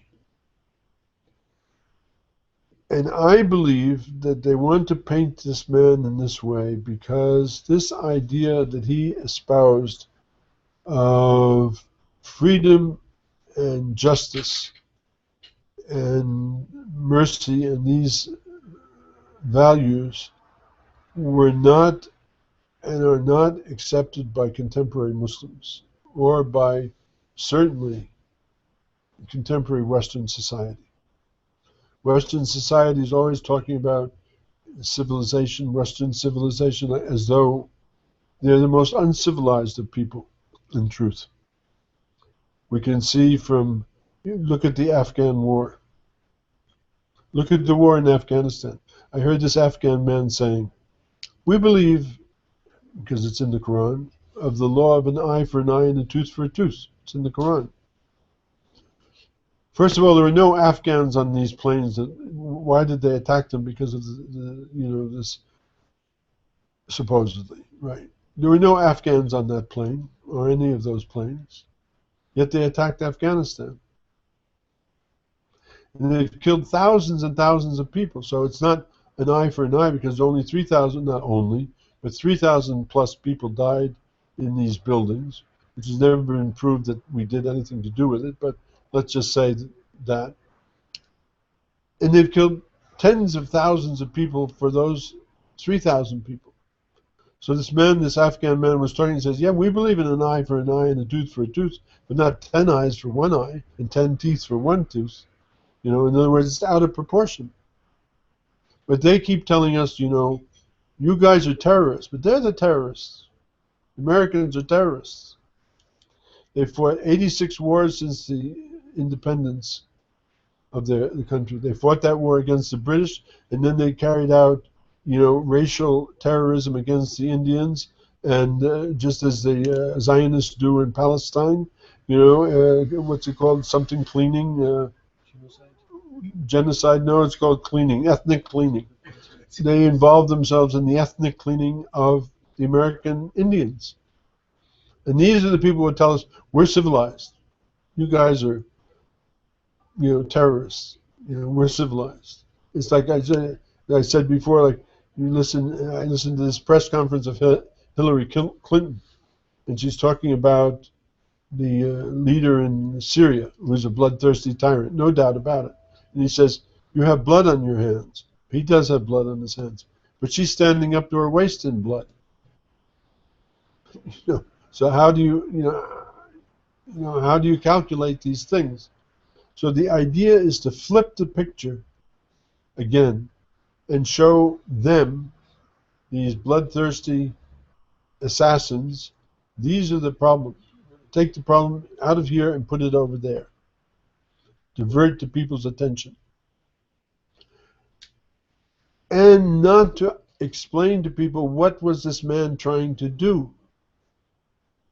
And what he was trying to do is just what Nasser Khusro was trying to do. He was carrying on a defensive struggle to maintain this TAZ, this temporary autonomous zone, against people who were trying to destroy it. Why did Nasser Khusro wind up in Badakhshan? Badakhshan, as I said before, is the end of the world. Why, when he came back, did they push him and push him and push him all the way out to the end of Badakhshan? Why? Because they did not want to hear what he had to say. And they didn't want to hear what Hassan Sabbah wanted to say. But Hassan Sabbah was more organized in his thinking in a certain way and figured out a way to defend himself and his people against that. His theory was called cut off the head of the snake. In other words, if you're confronted with a superior military power, you can't compete. The Ismailis could not compete. They could not compete against the Sunnis. They could not compete against the Nasseris. They could not compete against the Crusaders. They didn't have the wherefore to do that. But so what they understood was the way you compete is you don't form another army. This is called, by the way, asymmetrical warfare. If you read contemporary books, called asymmetrical warfare. It's the same thing that allows the people, for instance, in Afghanistan and Iraq, to plant bombs by the side of a road. This way, you keep them off their feet at all the times, because terror is random. You don't know where it's going to come from, right? So you keep them off balance at all times. That's one part of it. The other part of it is kill the generals, kill the leaders. Because by killing the generals and killing the leaders, you cut the head off the snake. If I kill the king, then all of the king's courtiers are going to be fighting with each other for 10 years to who's going to be the next king. So I got a breathing space. Well, these guys fight it out. This is what asymmetrical warfare was. They weren't there. They weren't attacking anybody. It's like Iran. You look at Iran. Iran is surrounded by 78 bases. You try to look at the history of Iran. When did Iran last attack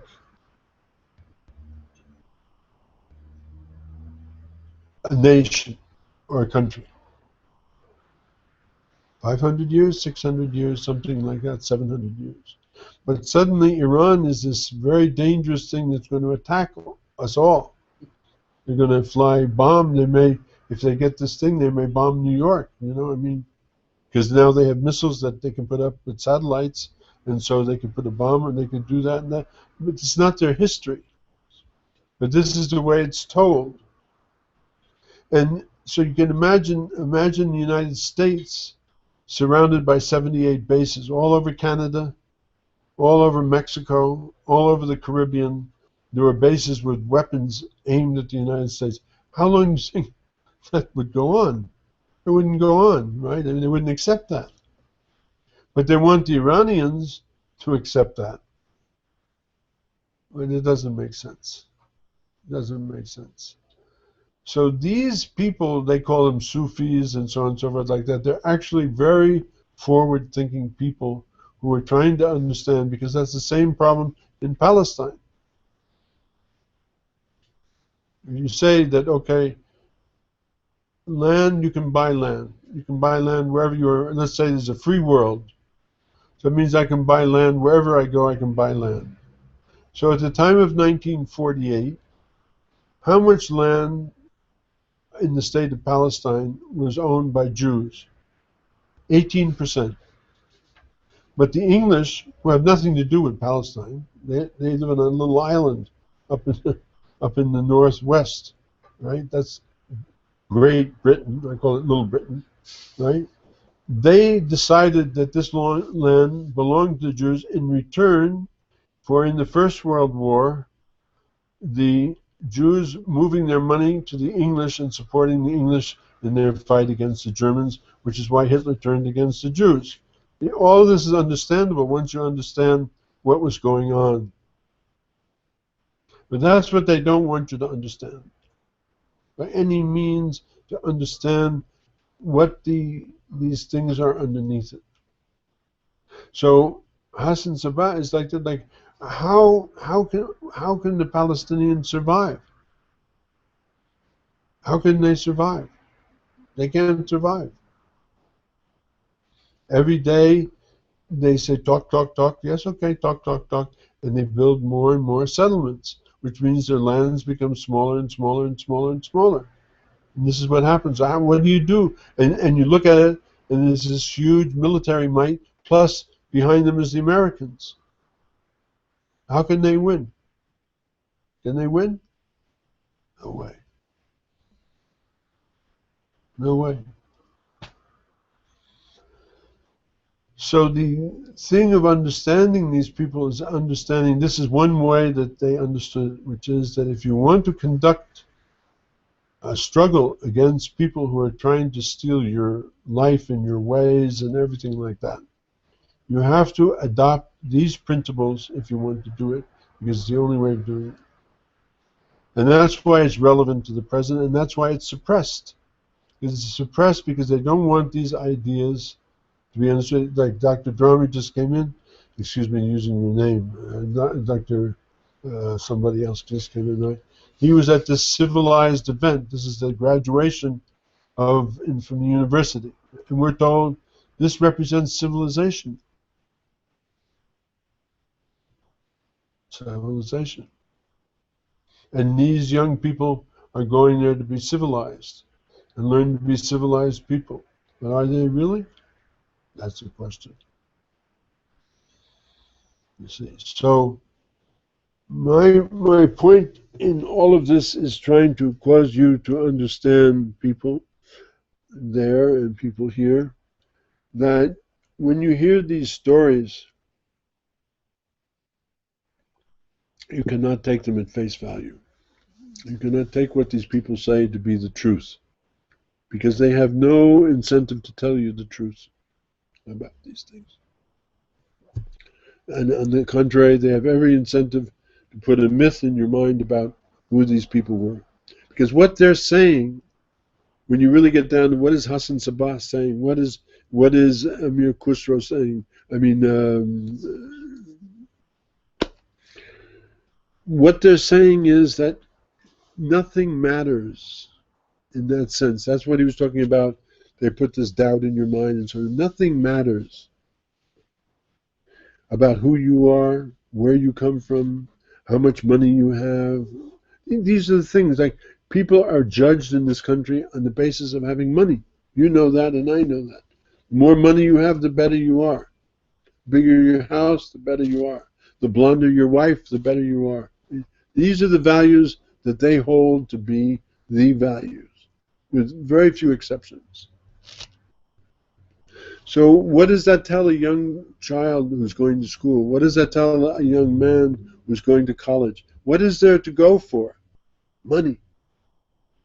Money, cars, like Dr. Minhas says, he sits and talks with the doctors. They talk about money, they talk about women, they talk about cars, and they talk about houses. He gets out and he goes running. Because it's boring. I didn't study, to be a doctor, to listen to such nonsense. But this is what's held up in front of our children as being what to aim for. And even in front of the Muslims. Like, a Muslim family that has a doctor is better than a Muslim family that has a cab driver. They say Muslims are democratic. But you talk to any Muslim and they tell you, you want your son to be a taxi driver or a doctor? A doctor. Whether it's in Egypt or Pakistan or wherever you are, that's the person who has the clout. This is the value that's held forth. What these people are saying, no, that's not the value. The value is a spiritual value of returning to this absolute pure state in which Allah created you. That is the purpose of life. That's the purpose of life. That's what what Nasser Khusro is saying. That's what Hassan Sabbah is saying. That's what these Ismailis were saying, and especially that's what the Fatimids were saying. It does not matter what you are in that sense. What it matters is, can you or will you or do and take your life and return to this fitra, return to this state of purity, return to the way Allah created you? That is the only thing of value, because the Prophet said, this life is nothing more than somebody who takes a rest underneath a tree for a few minutes like this and then gets up and walks on. That's when you die, you realize your life in this world was like that. Like that. Past like that. That's what you're going to realize. That's what I'm going to realize. This life is like that. And the only thing of value, it doesn't mean you can't earn money. It doesn't mean you can't become a doctor. Fine, become a doctor, an engineer, whatever you want, but understand that the only thing of value is to return to that pure state in which you originally created. That is the purpose of your life. And all the things that Allah gave, like salat, and like zakat, like tahir, like any of those things that He gave to you, are not for Allah. What kind of difference does it make? If some people walk around with this idea that Allah is this big guy up in heaven with a big long white beard, and He has this big book, and He's marking you off, like when you pray your salat, did you touch the back of your ears? Or if you only went like this, well then your ajr is cut down like that. Did you put your hands in the right place? Did you do this, or did you do that, or you did this or that? And He's marking it off in the book, like that. That's not what it's about. This is a method perfected. If you look at the Egyptian paintings, if you look at paintings from the ancient world, all of those postures of the salah, standing, bowing, sajda, and everything like that, these are spiritual exercises that bring about a change in the human being.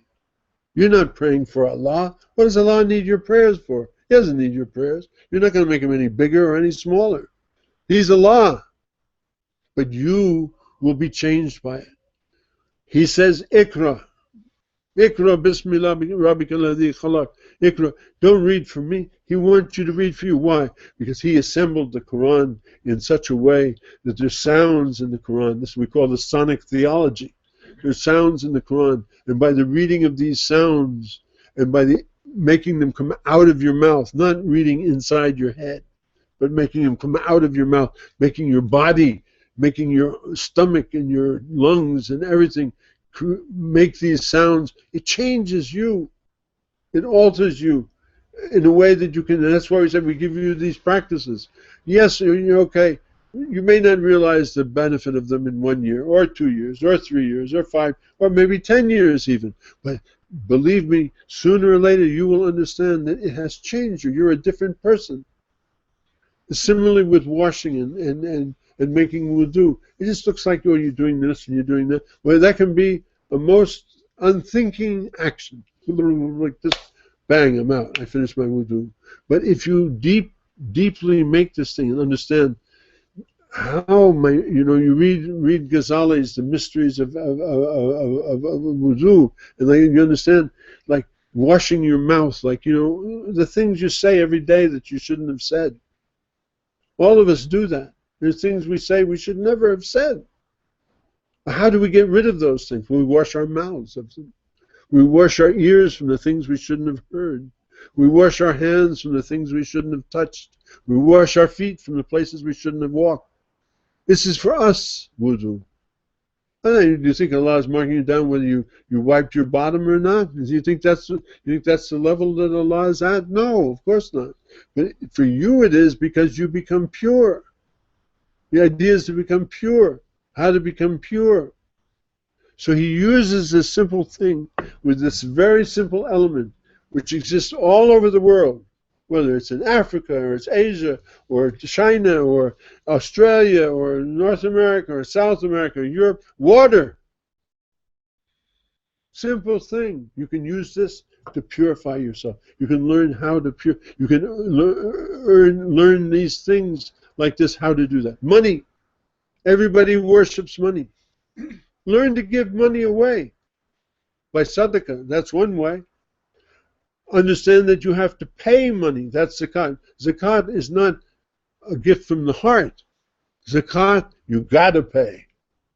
You gotta pay it. And you learn that there are certain people in this world that students and orphans and widows and so on and so forth, like that, 7 groups of people, travelers and so on and so forth, who are entitled to money. They're entitled to your money, my money, just by dint of their being. But what do you have to do? You have to reach down into your pocket, right? You go down into your pocket. You go down into your pocket, you know. You open up the thing and say, you know, Atinat al-Kautar, you know, because Allah increases your thing. And you got to look in there and you got to see these things, you know, like this. And you got to give it away. You got to give it away. Right? Because people are deserving of your money. And even if you have nothing, I was walking down the street in Cairo, and there was this poor old man. Well, he was old then, and he's probably younger than I am by now, you know, but this poor old man, he's eating a plate of beans. And he tells me, Fadl, Fadl, sit down and eat. That's all he has to eat. He didn't have anything else to eat but those beans. But he's telling me, I'll feed you my beans. I'll give you my beans because you're my fellow human being, right? You deserve to eat. So these lessons, what these people are telling you, these lessons, and this has nothing to do with what your sect is, and your Muslim, your Shias or Sunnis or Salafis or Sufis or whatever. Like, it has nothing to do with that. It has to do with the actions by which you can become a perfect, as close as possible to becoming a perfect human being. What university teaches that? None. They don't teach you that. What high school teaches you that? None. Grade school? None. Little bits, maybe. Not much. Only Islam in the world today has this system whereby human beings can be taught to become perfect human beings. That's the only thing. If I wanted to open a university, a university for healing, university for learning fiqh. You know, there's a big graduation today at what is it called? Zaytuna Institute, right? They taught them fiqh. Okay, it's good to know about fiqh, but better to know about how to purify yourself, how to perfect yourself, and taught with that in mind, not knowing that, you know, well, in this year, this hadith is sahih and so on and so forth, and this is, you know, this has this and that has that and that has this. That's not the point. The point is, how do you purify yourself? And that's what Hassan Sabbah was trying to do. He created a place called Alamut, and in this place he ran a school, just as Khusro ran a school in Badakhshan. He continued it. You know, it's like I told you about this man who used to be the chief of Sayyid Zainab Masjid in Egypt. It's a big, high position. He's a graduate of Azhar. He did something, said something the government didn't like. He used to drive to work with 4 motorcycles, 2 in front and 2 in back, Mercedes-Benz car. So they fire him, Ministry of Al-Qaf. They sent him to a little village in Upper Egypt. Well, we went to go visit some maqam, and we went and visited him. So there he is in this little village, in the dirt floor masjid. We went to visit, we got there and we prayed with them, we prayed the Maghrib with them, and they finished the Maghrib, I don't know exactly when it was, like that, it was in the evening, and he begins his class, he's teaching. He's not, well, last week, 2 weeks ago, I was in Sayyid Zainab, I'm on top of the world, now I'm in this masjid, in this place like that, I'm still doing the same thing. You can't subvert me by giving me this or giving me that or taking away this or taking away that. Because what I'm working for is for Allah. I'm not working for the dunya. What can the dunya give me? Nothing. Really. That is of any lasting value. Because nothing here, as Allah says, كُلُّ مَنْ عَلَيْهَا فَانٍ وَيَبْقَى وَجْهُ رَبِّكَ ذُو الْجَلَالِ وَالْإِكْرَامِ. Everything in this earth is bound to destruction, except the wajh of Allah. So I want the wajh of Allah. I want to have a school teach people, seek the wajh of Allah. Seek the happiness of Allah. Seek Allah. Seek these things. Don't worry about becoming the richest guy on the block. You know, and for this reason, they found ways to paint him dark, to hide his teaching, and like this, and the same with his man from 3 generations earlier. And that's what my talk is about. This is, you know, there are few people, you know, some of the Sufis who came to India, and some of the ones like this, and some of the imams, and, you know, various of these people who adhere to that teaching. Adhere to that teaching. This is what we want. We don't care about your fancy dress. We don't care about your imma. We don't care about any of this stuff. You know, you can have the biggest imma in the world and the most decorated, embroidered. You know, you see these guys with gold going down their things, and what? There's a guy who lives in his room. You know what his rooms were? He had a library and a bedroom. That's all he had. He lived in them all of his life, and he devoted his life to writing, and like that, and running this thing, and keeping it going, and so forth like that. And if anybody tried to pull any funny business, you know, I mean, maybe I might even give the second part of the talk. I know. Oh, yeah. There are very important things that we do have to talk about that I didn't talk about. And one of the things that destroyed it, and nearly destroyed it, which is what is called the Qiyamat Kubra. Qiyamat Kubra. This is something that has to be understood.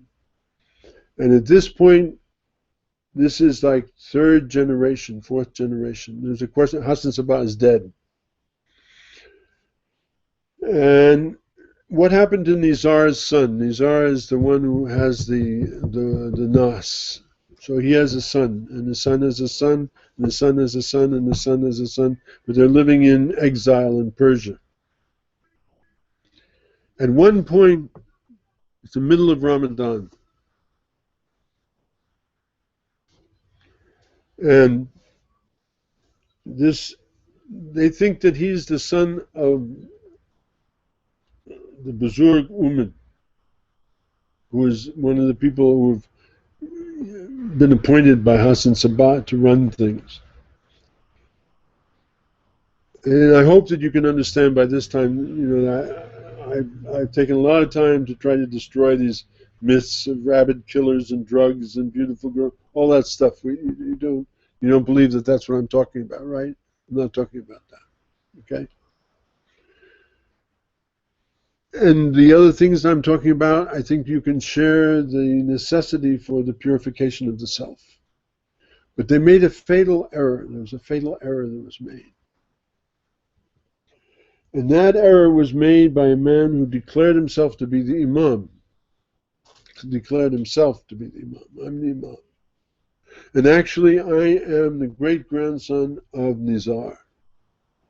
But I've been in hiding. My father took care of me, and my grandfather, like that. When Nizar was killed by these people who attacked him, he remained, right? And so you were kept in hiding in like this. And so finally, he's going to give a talk in Ramadan. And the whole thing is all set up for it. And he comes down, and he's in the center of the courtyard, and he tells everybody, to much to their surprise, actually, I'm the imam. I'm the imam. You don't realize it, but I am. And more than that, you know, and this is how I am, right? You know, we had to keep this under wraps all this time, hidden. Now, you know, now is the time. It's the 17th of Ramadan. Now is the time. we're going to go beyond all of that. I'm going to bring you up to date. And I'm the imam. So you can trust what I say is true. Right? Because imam doesn't lie. He's masum. He tells them, I'll read to you what he says. This is the conclusion of the talk. He says to them,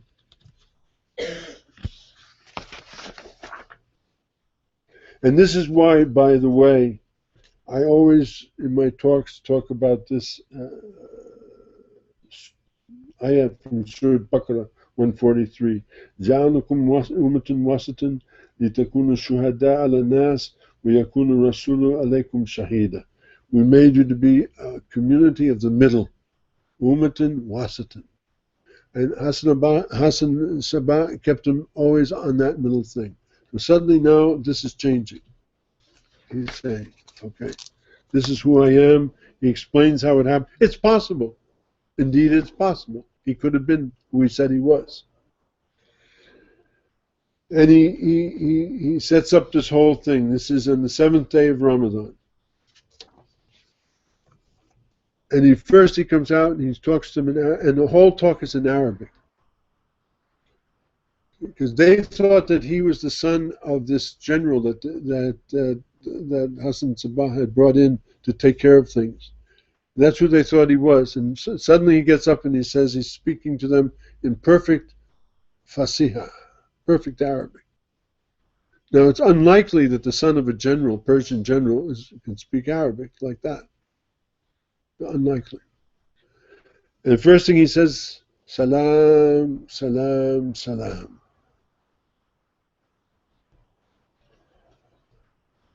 And then he tells them,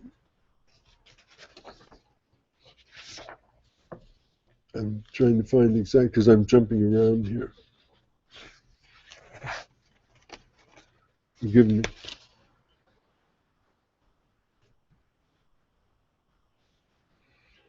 He said, O you inhabitants of the worlds, jinn, men, mala'ik, the three inhabitants, know that your Maulana, the Qaim al-Qiyamat, the Lord of Resurrection, is with you.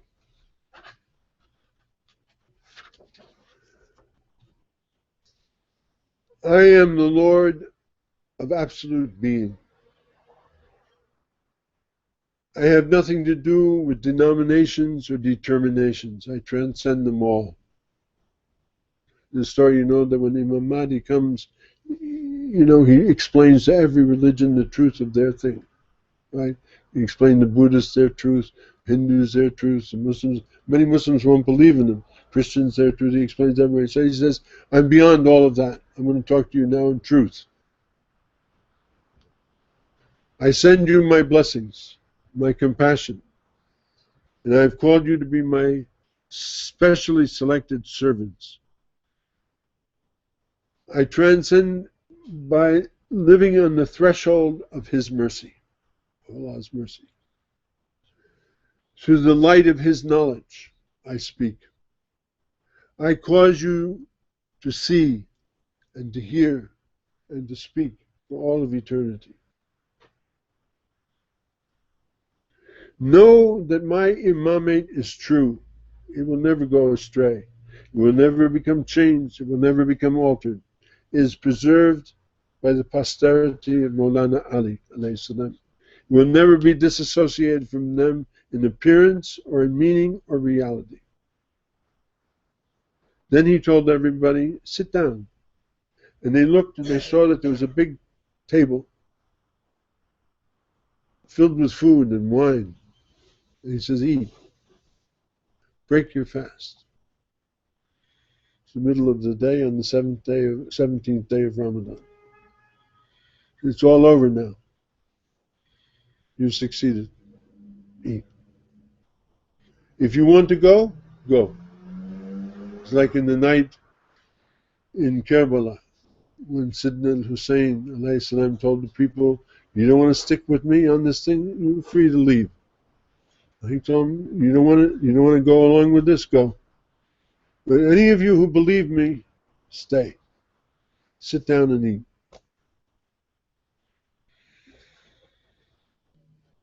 This, yani, is impossible. Now the batin has overtaken the zahir. The balance is broken. Before this we had the balance between zahir and batin. By one swoop, he has changed the whole thing. Incidentally, 4 years later he's murdered. That's as long as he lasted. And this is what happened. This is the changing from the Dawra Satr to the Dawra Kashf. From the time of being veiled to the time of everything's out front. I'm telling you out front now, you don't need to do this anymore. You don't need to fast anymore. You don't need to pray anymore. You don't need to pay zakat. You don't need to do any of these things. If you want to, go ahead, fine. I won't stop you from doing it, it's fine.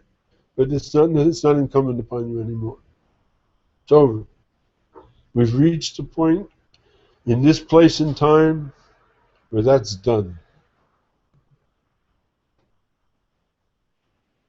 That's the hardest thing to understand. I leave you with that. I leave you with that. I leave you with that.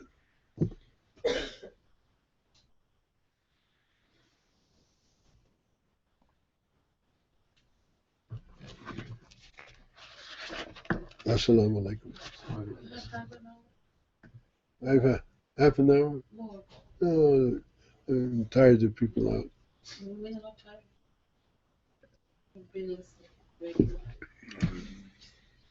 Yes. Salam. Have a safe trip. You'll be back?